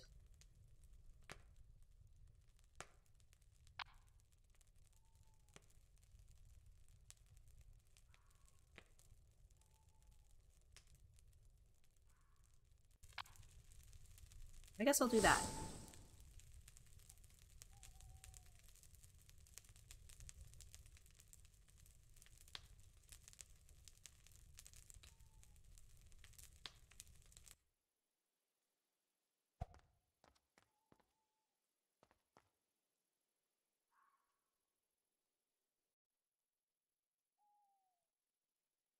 Alright, so that is now activated.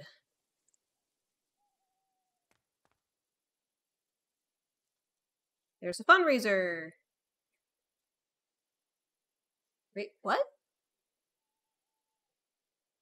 Raise 500 golds, 0 out of 7,000? What? Can't do anything, so...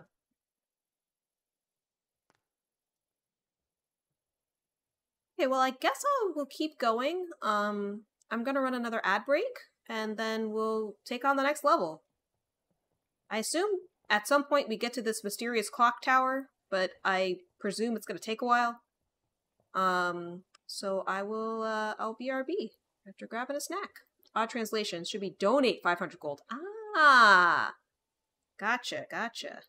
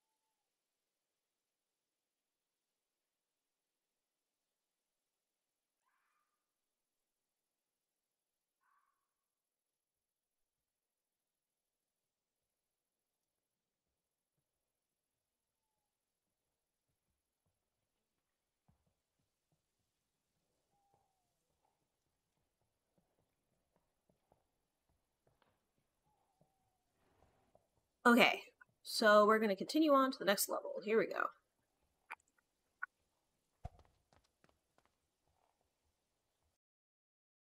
With peanut butter bread.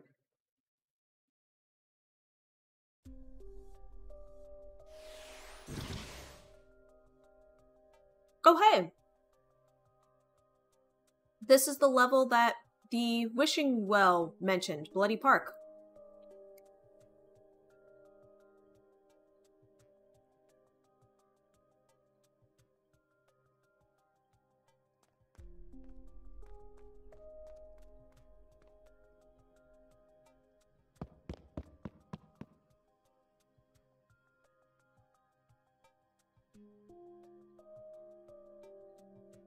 Can't afford most of this.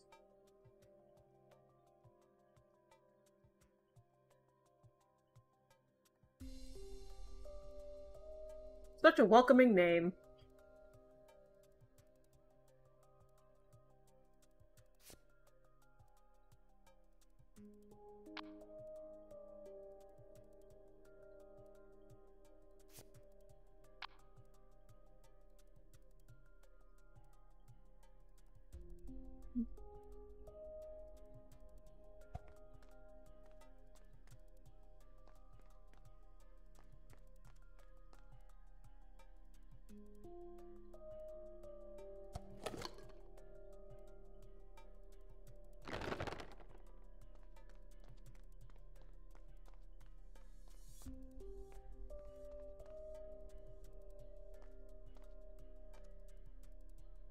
Really? Can't interact with that? Okay.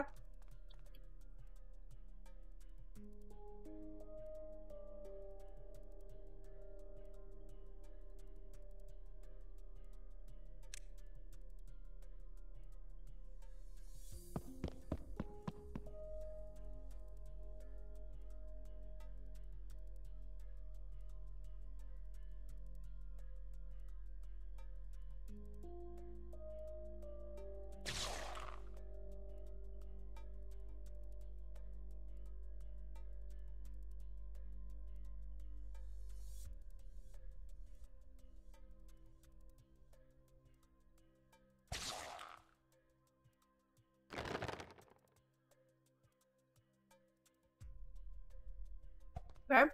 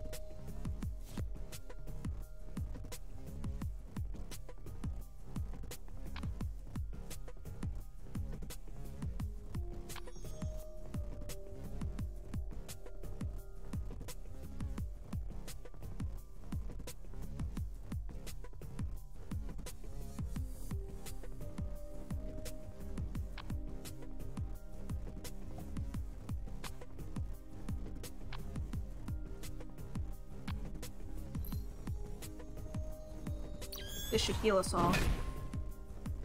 I missed! Oh my god!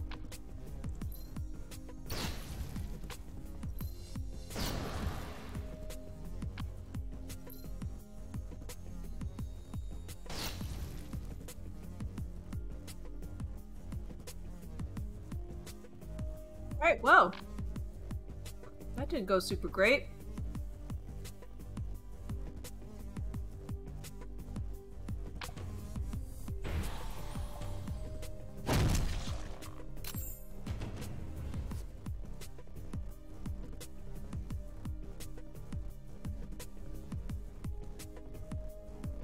This ghost starts with a status 500 evasion until attacked with a non-zero cost ability. Oh.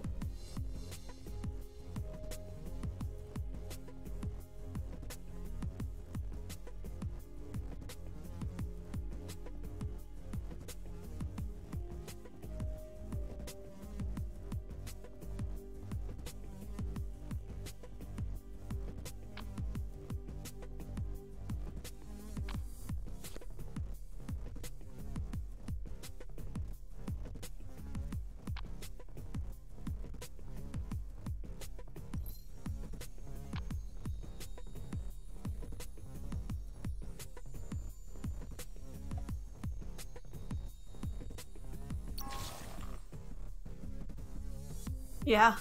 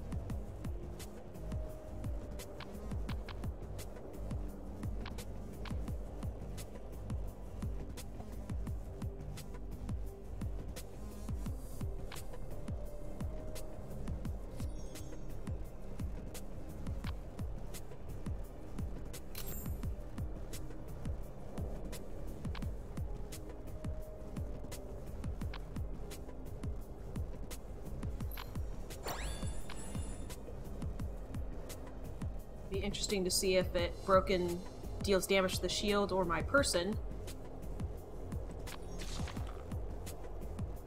Looks like it does it to the person.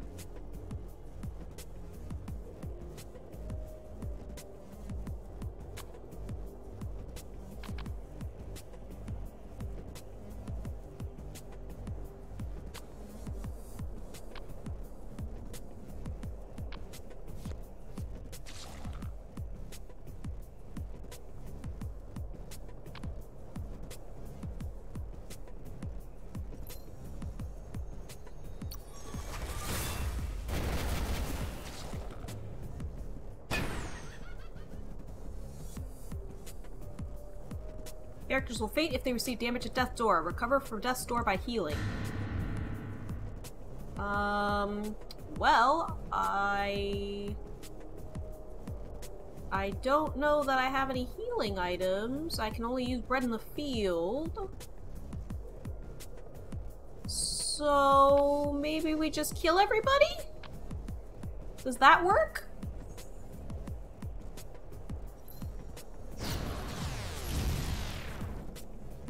Nope, does not work. Awesome. The buff to the right of the Sword of Infinity is what makes it not leave the deck if you use it.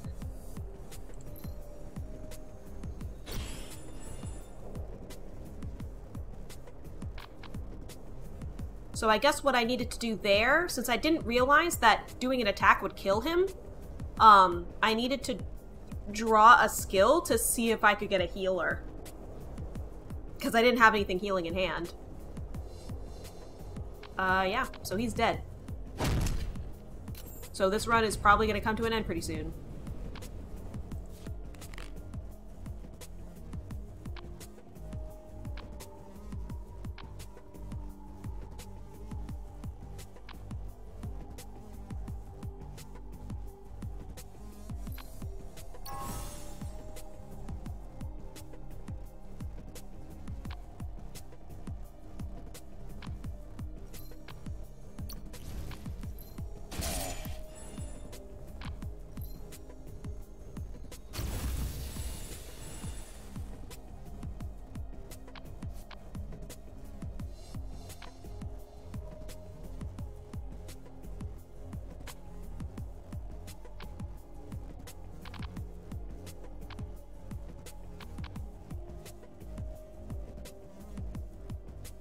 Yeah, I wish I had understood how that worked.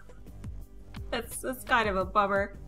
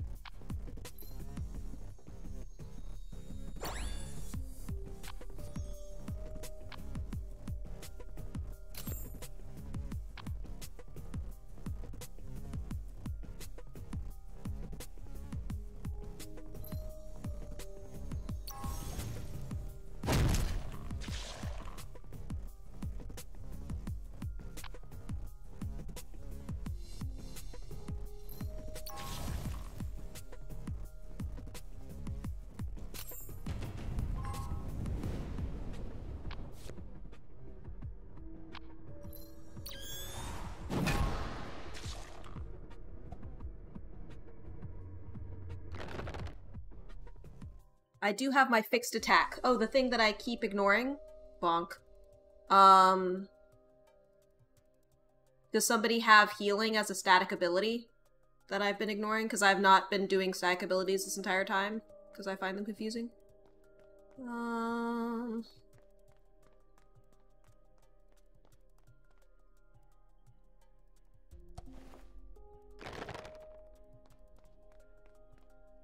I'm pretty sure I can only get my buddy back. Oh wait, I can bring him back with Lucy's necklace.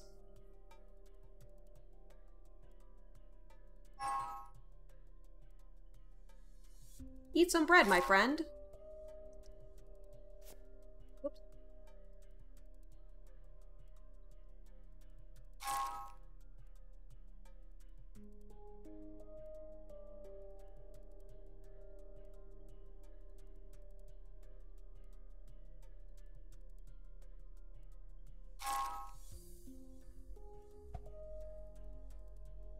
The poison bottle is an equipment too. Oh. Do I have anyone that inflicts pain debuffs? Oh my god, sorry. The dryer is gonna keep beeping until I push the button, but it means it's done.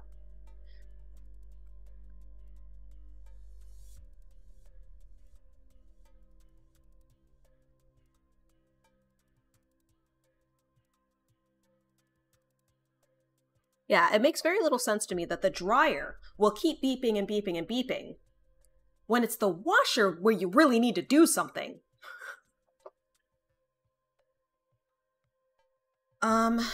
Does anybody have stuff that afflicts? Oh, scroll works too. This chain has some that do burn, anything that does a purple thing. Okay. Oop.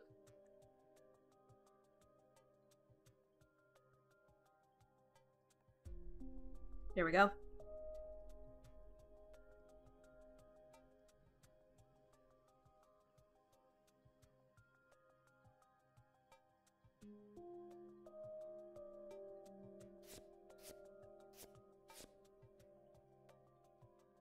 Alright.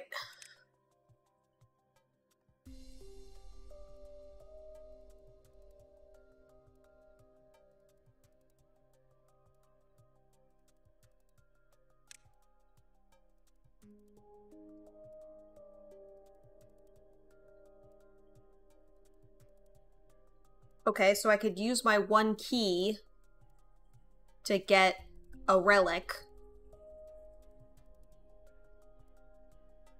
Or I could obtain 3 random scrolls.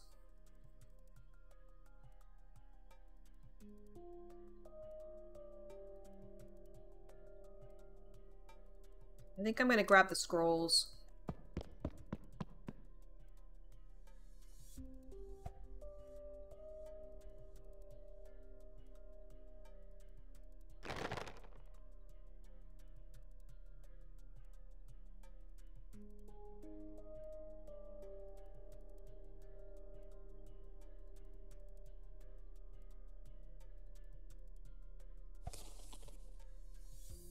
A teleport scroll.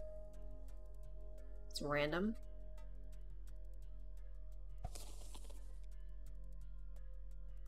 Slippers. I guess I can give somebody those.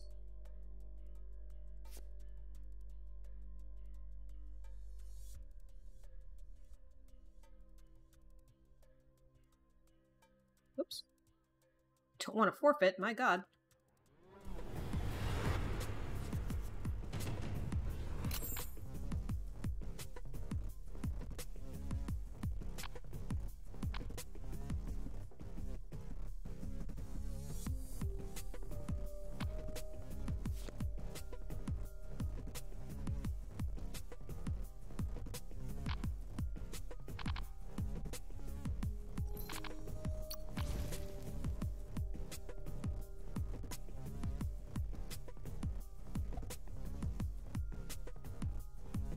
So I'm supposed to know somehow that she has...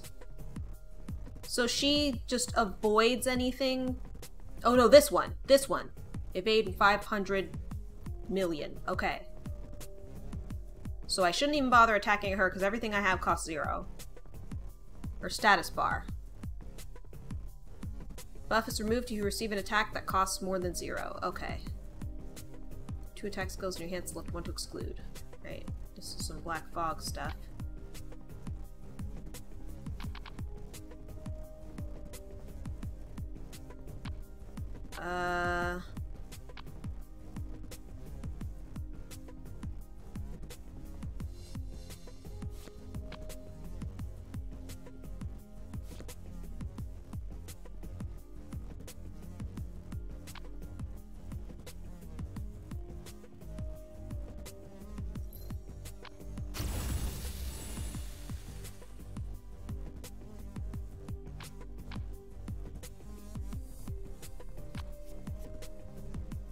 I'm gonna attack this thing.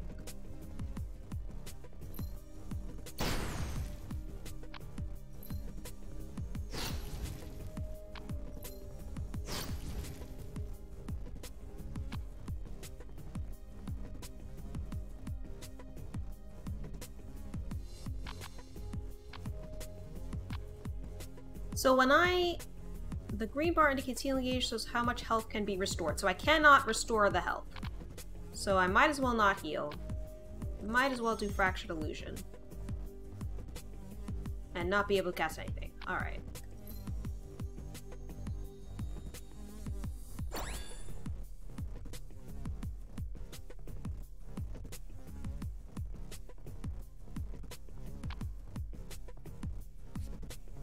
Okay.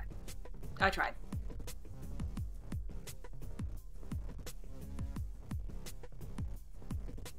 You can, it's just only at 40%, it's greatly reduced.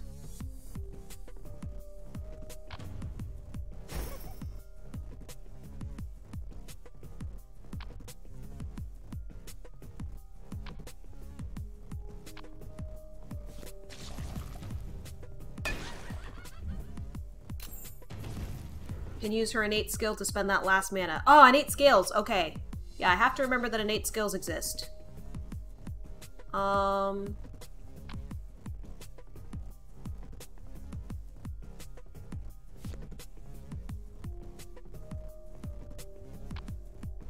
These are innate skills.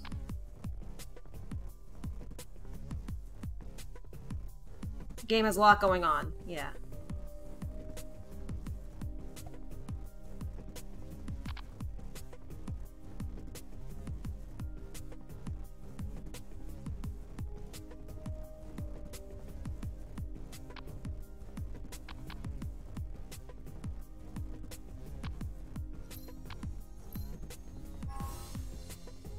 Okay, so that's how that works.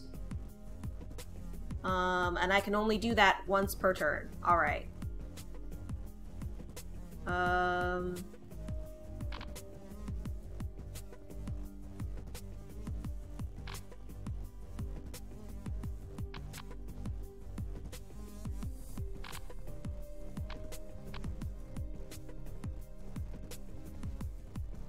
Big skills, higher round trivia, unless you guarantee a card +1 cost.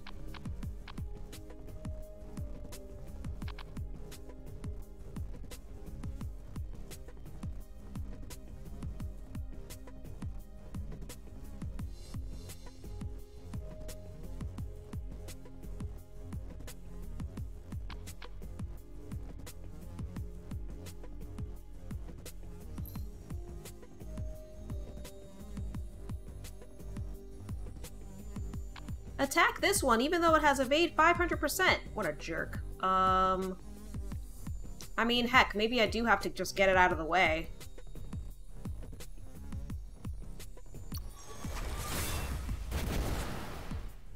Oh, it killed her anyway. Weird. Okay.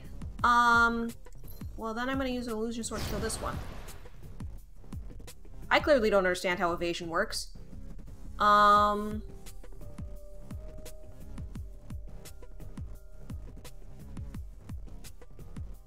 Alright. Some skills have tracking, which lets them do half damage when missing. Okay.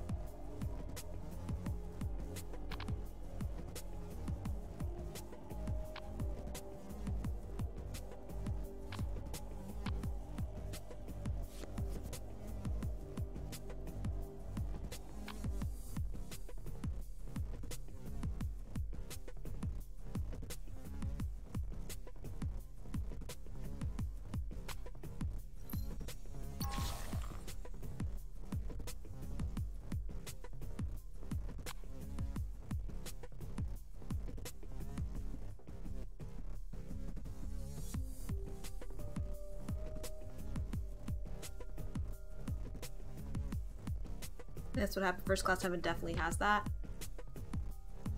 Now, do I... Can I hit her with this?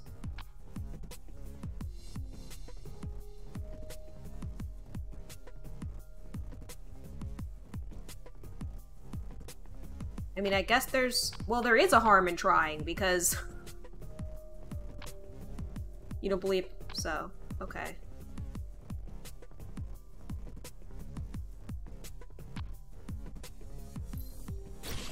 Yeah, because I'm hurting myself every time I do anything. So... I'm just gonna pass.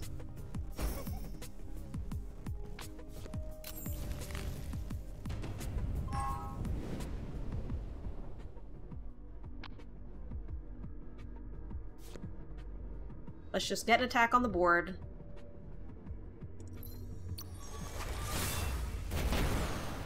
Alright.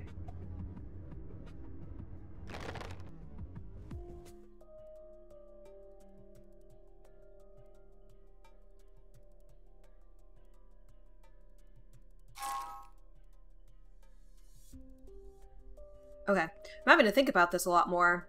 The first levels were pretty easy, but, Haunted house.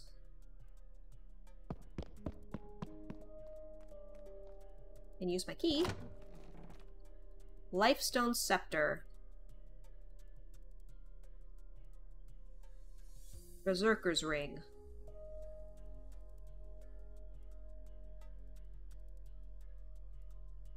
I think I'm gonna grab that Lifestone scepter and put it on my healer.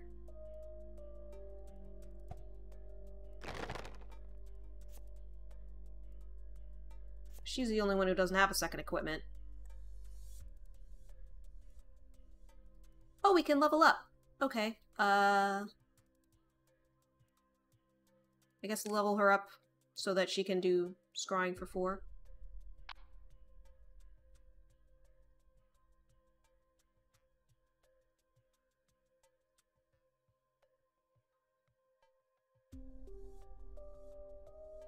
Interesting. So this gets more powerful the later you use it?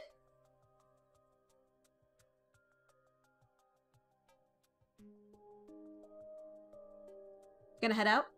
I hope you have a great day.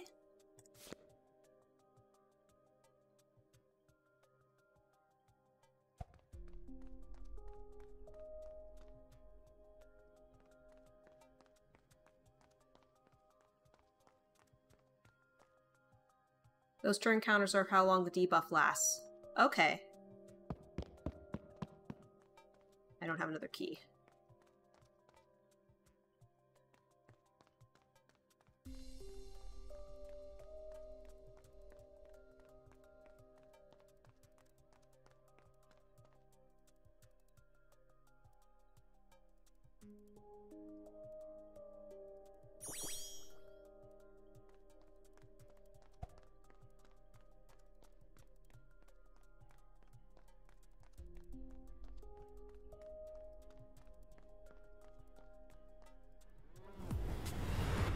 Alright, have a great day!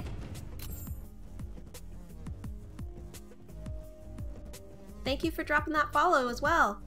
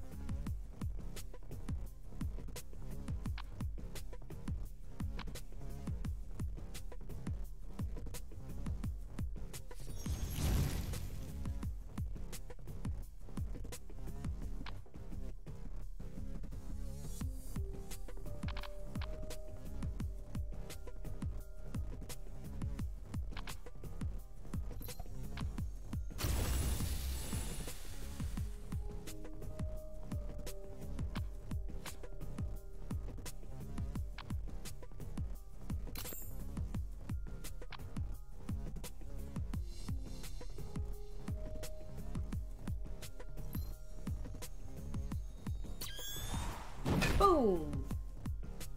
Aw, didn't quite kill her. Lame.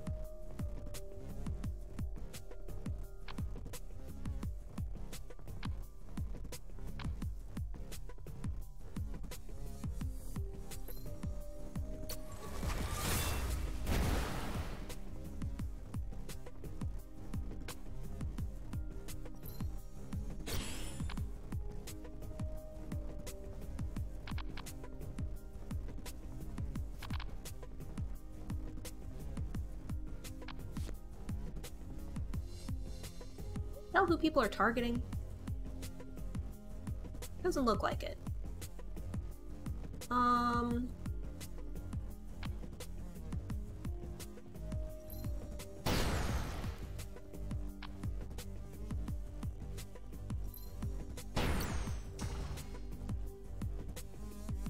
Or reduced taunt, which doesn't matter. Yeah, I guess I'll protect my attacker.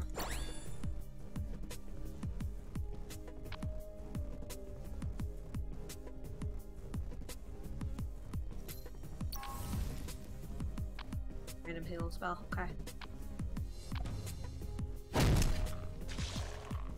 And he attacked the two that I was not blocking. Because of course.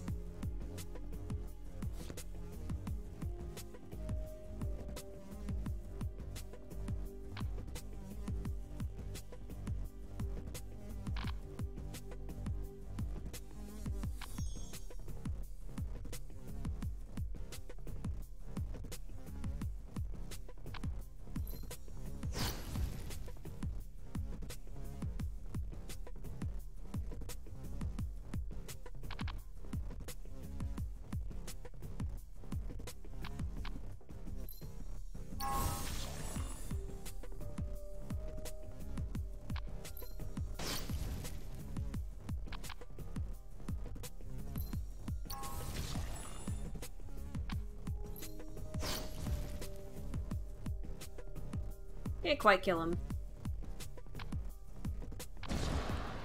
Oh, but he died due to his burn. Yay! Wait, why did more stuff spawn?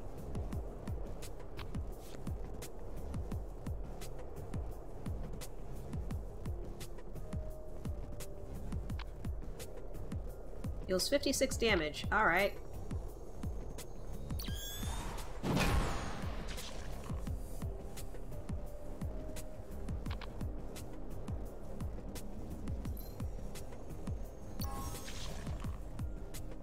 Dude, did it seriously just negate? I guess that's fine. For some reason, he's not taking the damagey thing. Whatever happened to solving all our problems with the bat? I mean, it sort of works, but not entirely.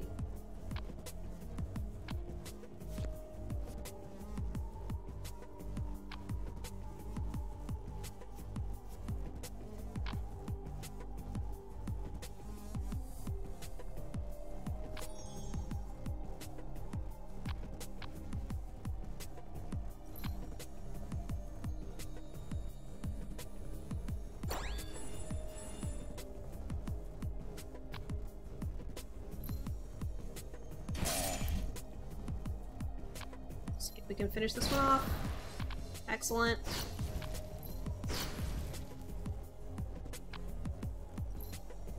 Go ahead and heal ourselves. Great. I remember to use my innate ability. Everybody is so proud of me.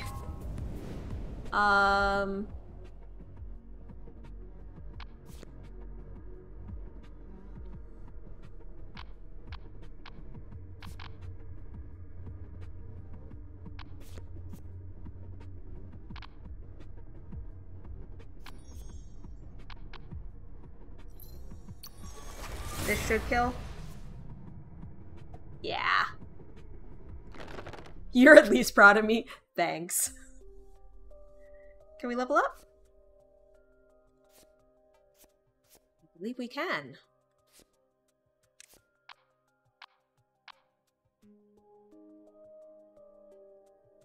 Wow.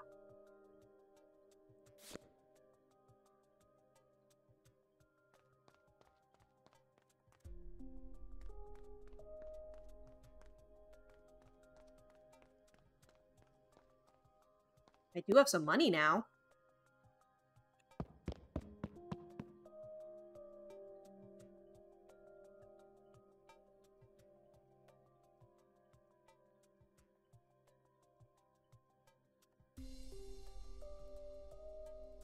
Equipment can be cursed? That sounds terrible. Grab that. Oh, I don't have enough gold for that. Oh. Okay, so I will grab the key. Let's go to the mini-map. Just up here.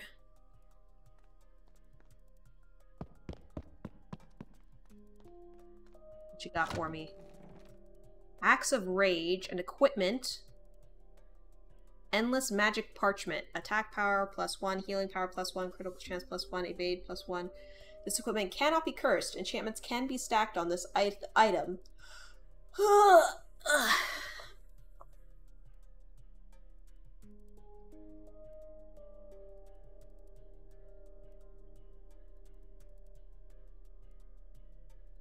Get the Axe of Rage, but I think what I'm gonna do is I'm gonna combine these two equipments.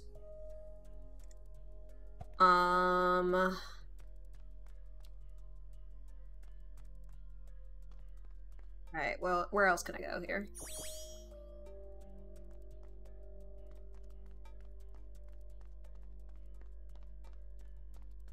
That's dumb.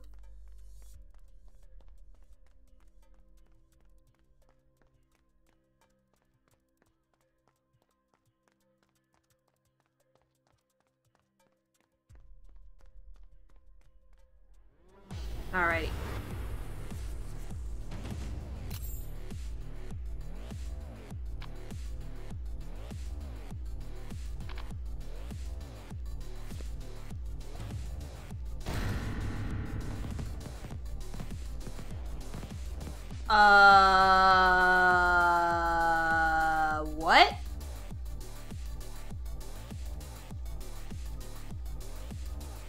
What? What is this BS?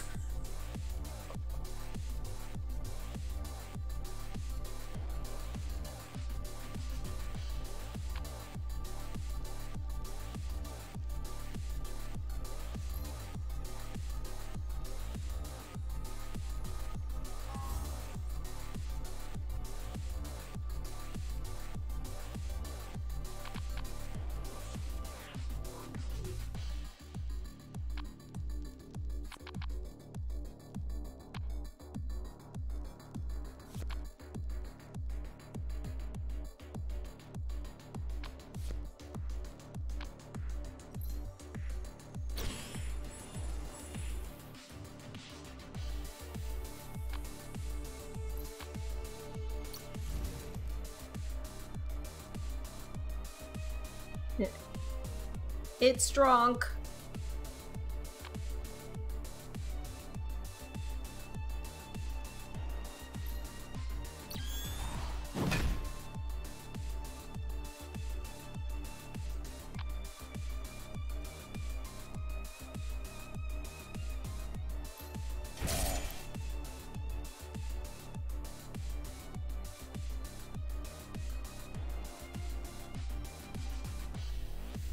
Oh, I thought this was gonna weaken their attacks.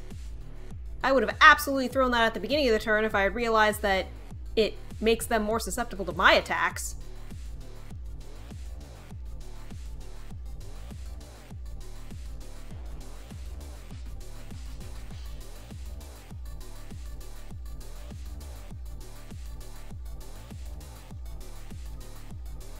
This seems worthwhile.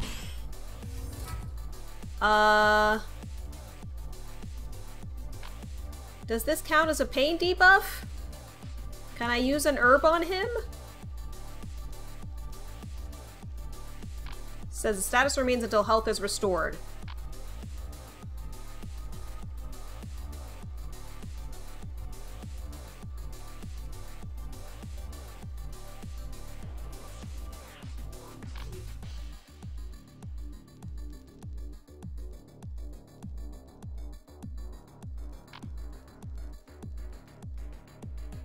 Okay, I guess I end the turn. I mean, I could swap a card. Yeah, no healing there.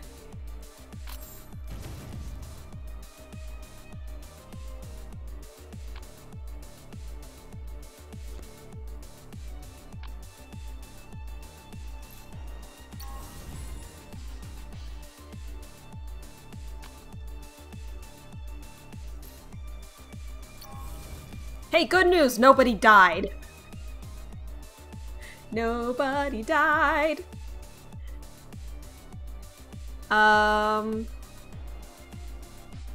Well, she could still die. She has Death Door immunity one more turn. So I still also need to heal her.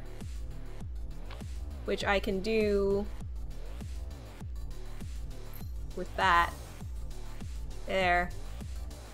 Now nobody's dead.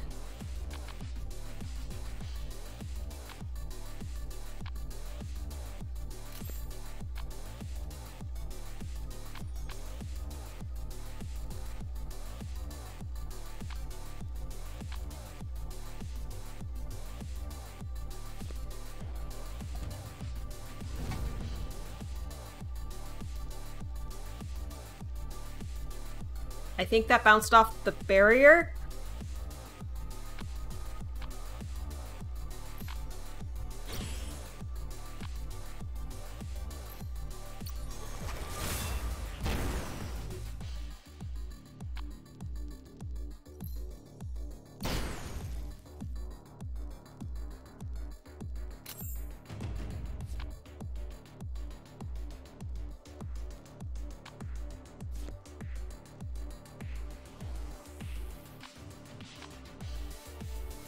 Holy Light seems good.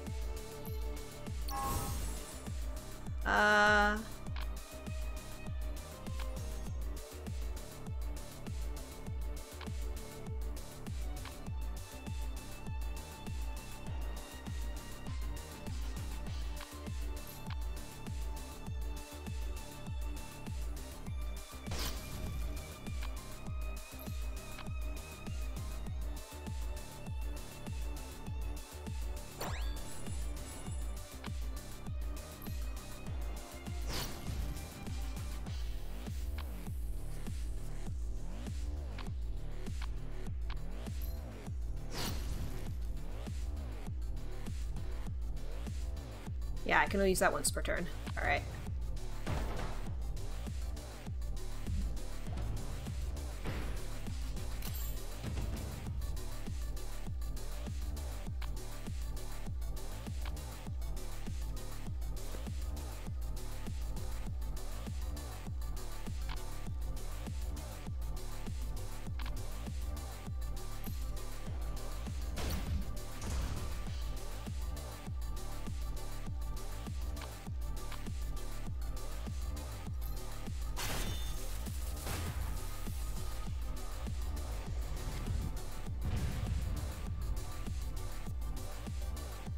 Okay, so it looks like we do still have to kill this guy.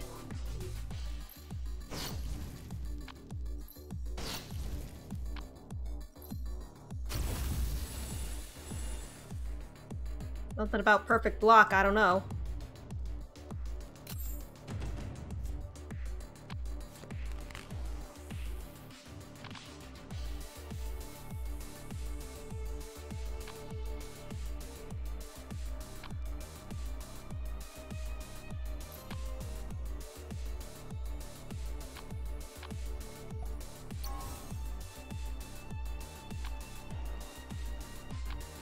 That should be enough, so. Alrighty! We didn't die, so yay! Got a bunch of stuff. Okay, that was terrifying. I'm wondering if this is a really rare item, because I think this is the first time I've seen outlined in pink.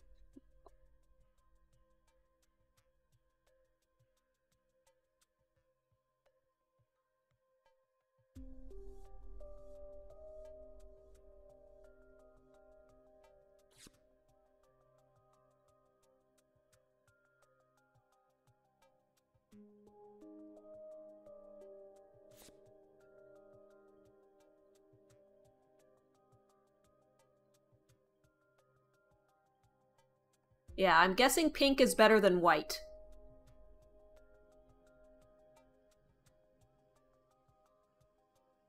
It costs more money than anything else I've picked up too, so yeah, I think that's pretty good.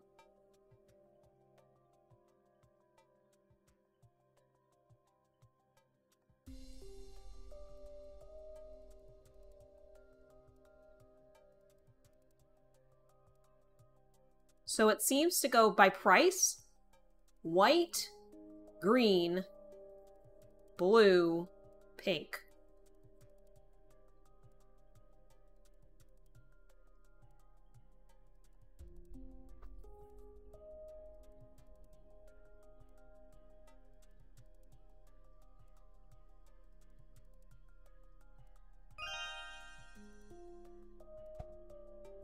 Okay.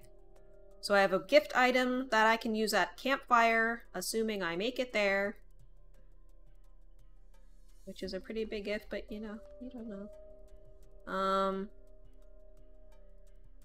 There's likely a gold even above that, as that's the common rarity system. Perhaps. We are still very early in the game. This is only, I think, our 3rd stage.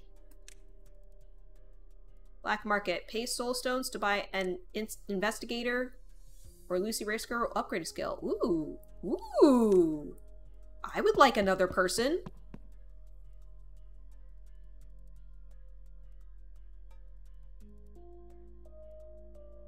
Heck yeah, I'll take another person. Seems you can pay the price.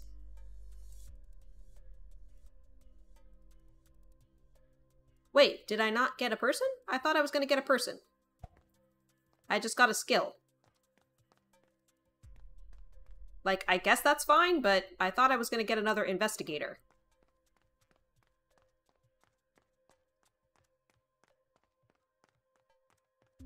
If I had known that was gonna be it, I probably would not have done that, because usually when you upgrade a character, that gives you a skill as well. So, a little bit what the heck right now, but alright.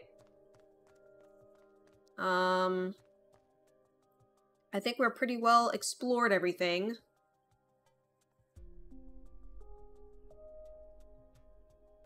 May have done that because of full party. Is this a full party? There's still one more thing that looks like a slot right here. You can only get investigators at campfires. Okay, so that must have been either me reading poorly or a bad translation mistake.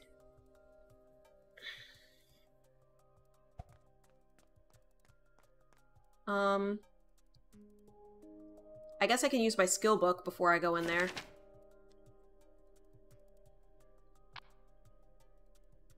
Another illusion flash. Shred them all.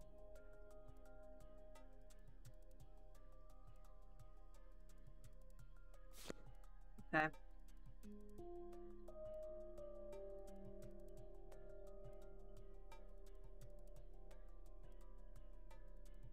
Oh, I have 2 of these. Adjust aim. Shuffle all first class to heaven and discard back into the deck. Then make a prophecy prioritizing the user's skills. That seems like a decent combo.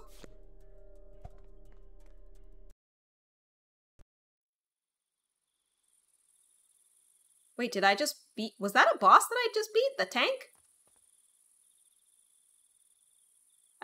Oh! That was a boss! Okay. Cool. Did I get a new relic? Not this time. Campfire.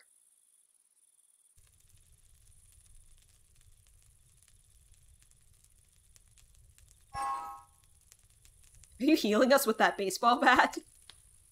Miss Chain, this isn't a baseball bat.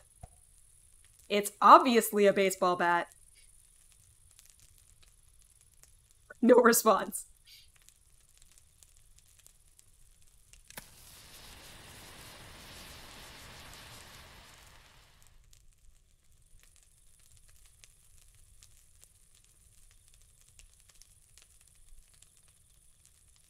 I don't know, I might get Armor Guy this time.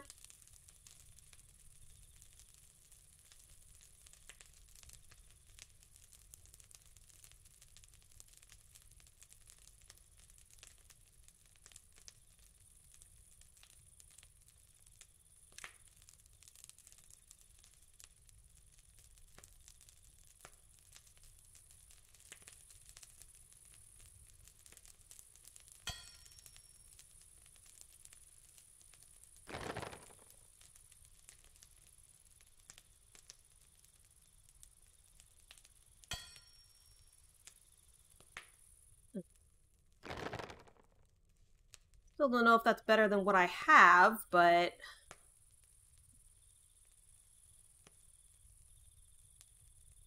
don't think I can use any camping items. Well, the Bible might be better than the star ring I've got.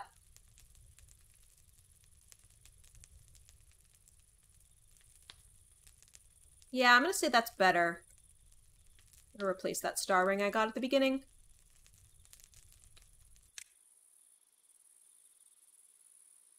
Iron's passive is over barrier. All party members gain barrier equal to 66% of excess healing. Learn a skill. High energy emission. Cost reduced by 1 if you haven't cast a skill this turn.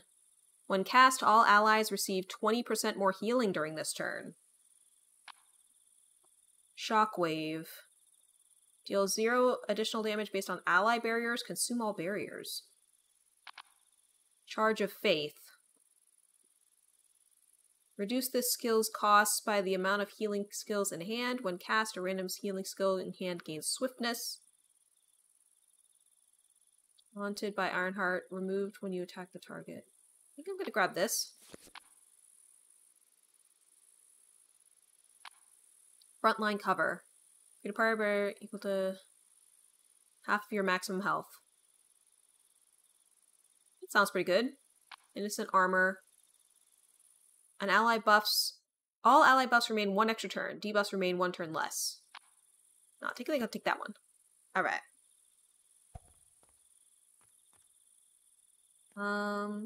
Let's see.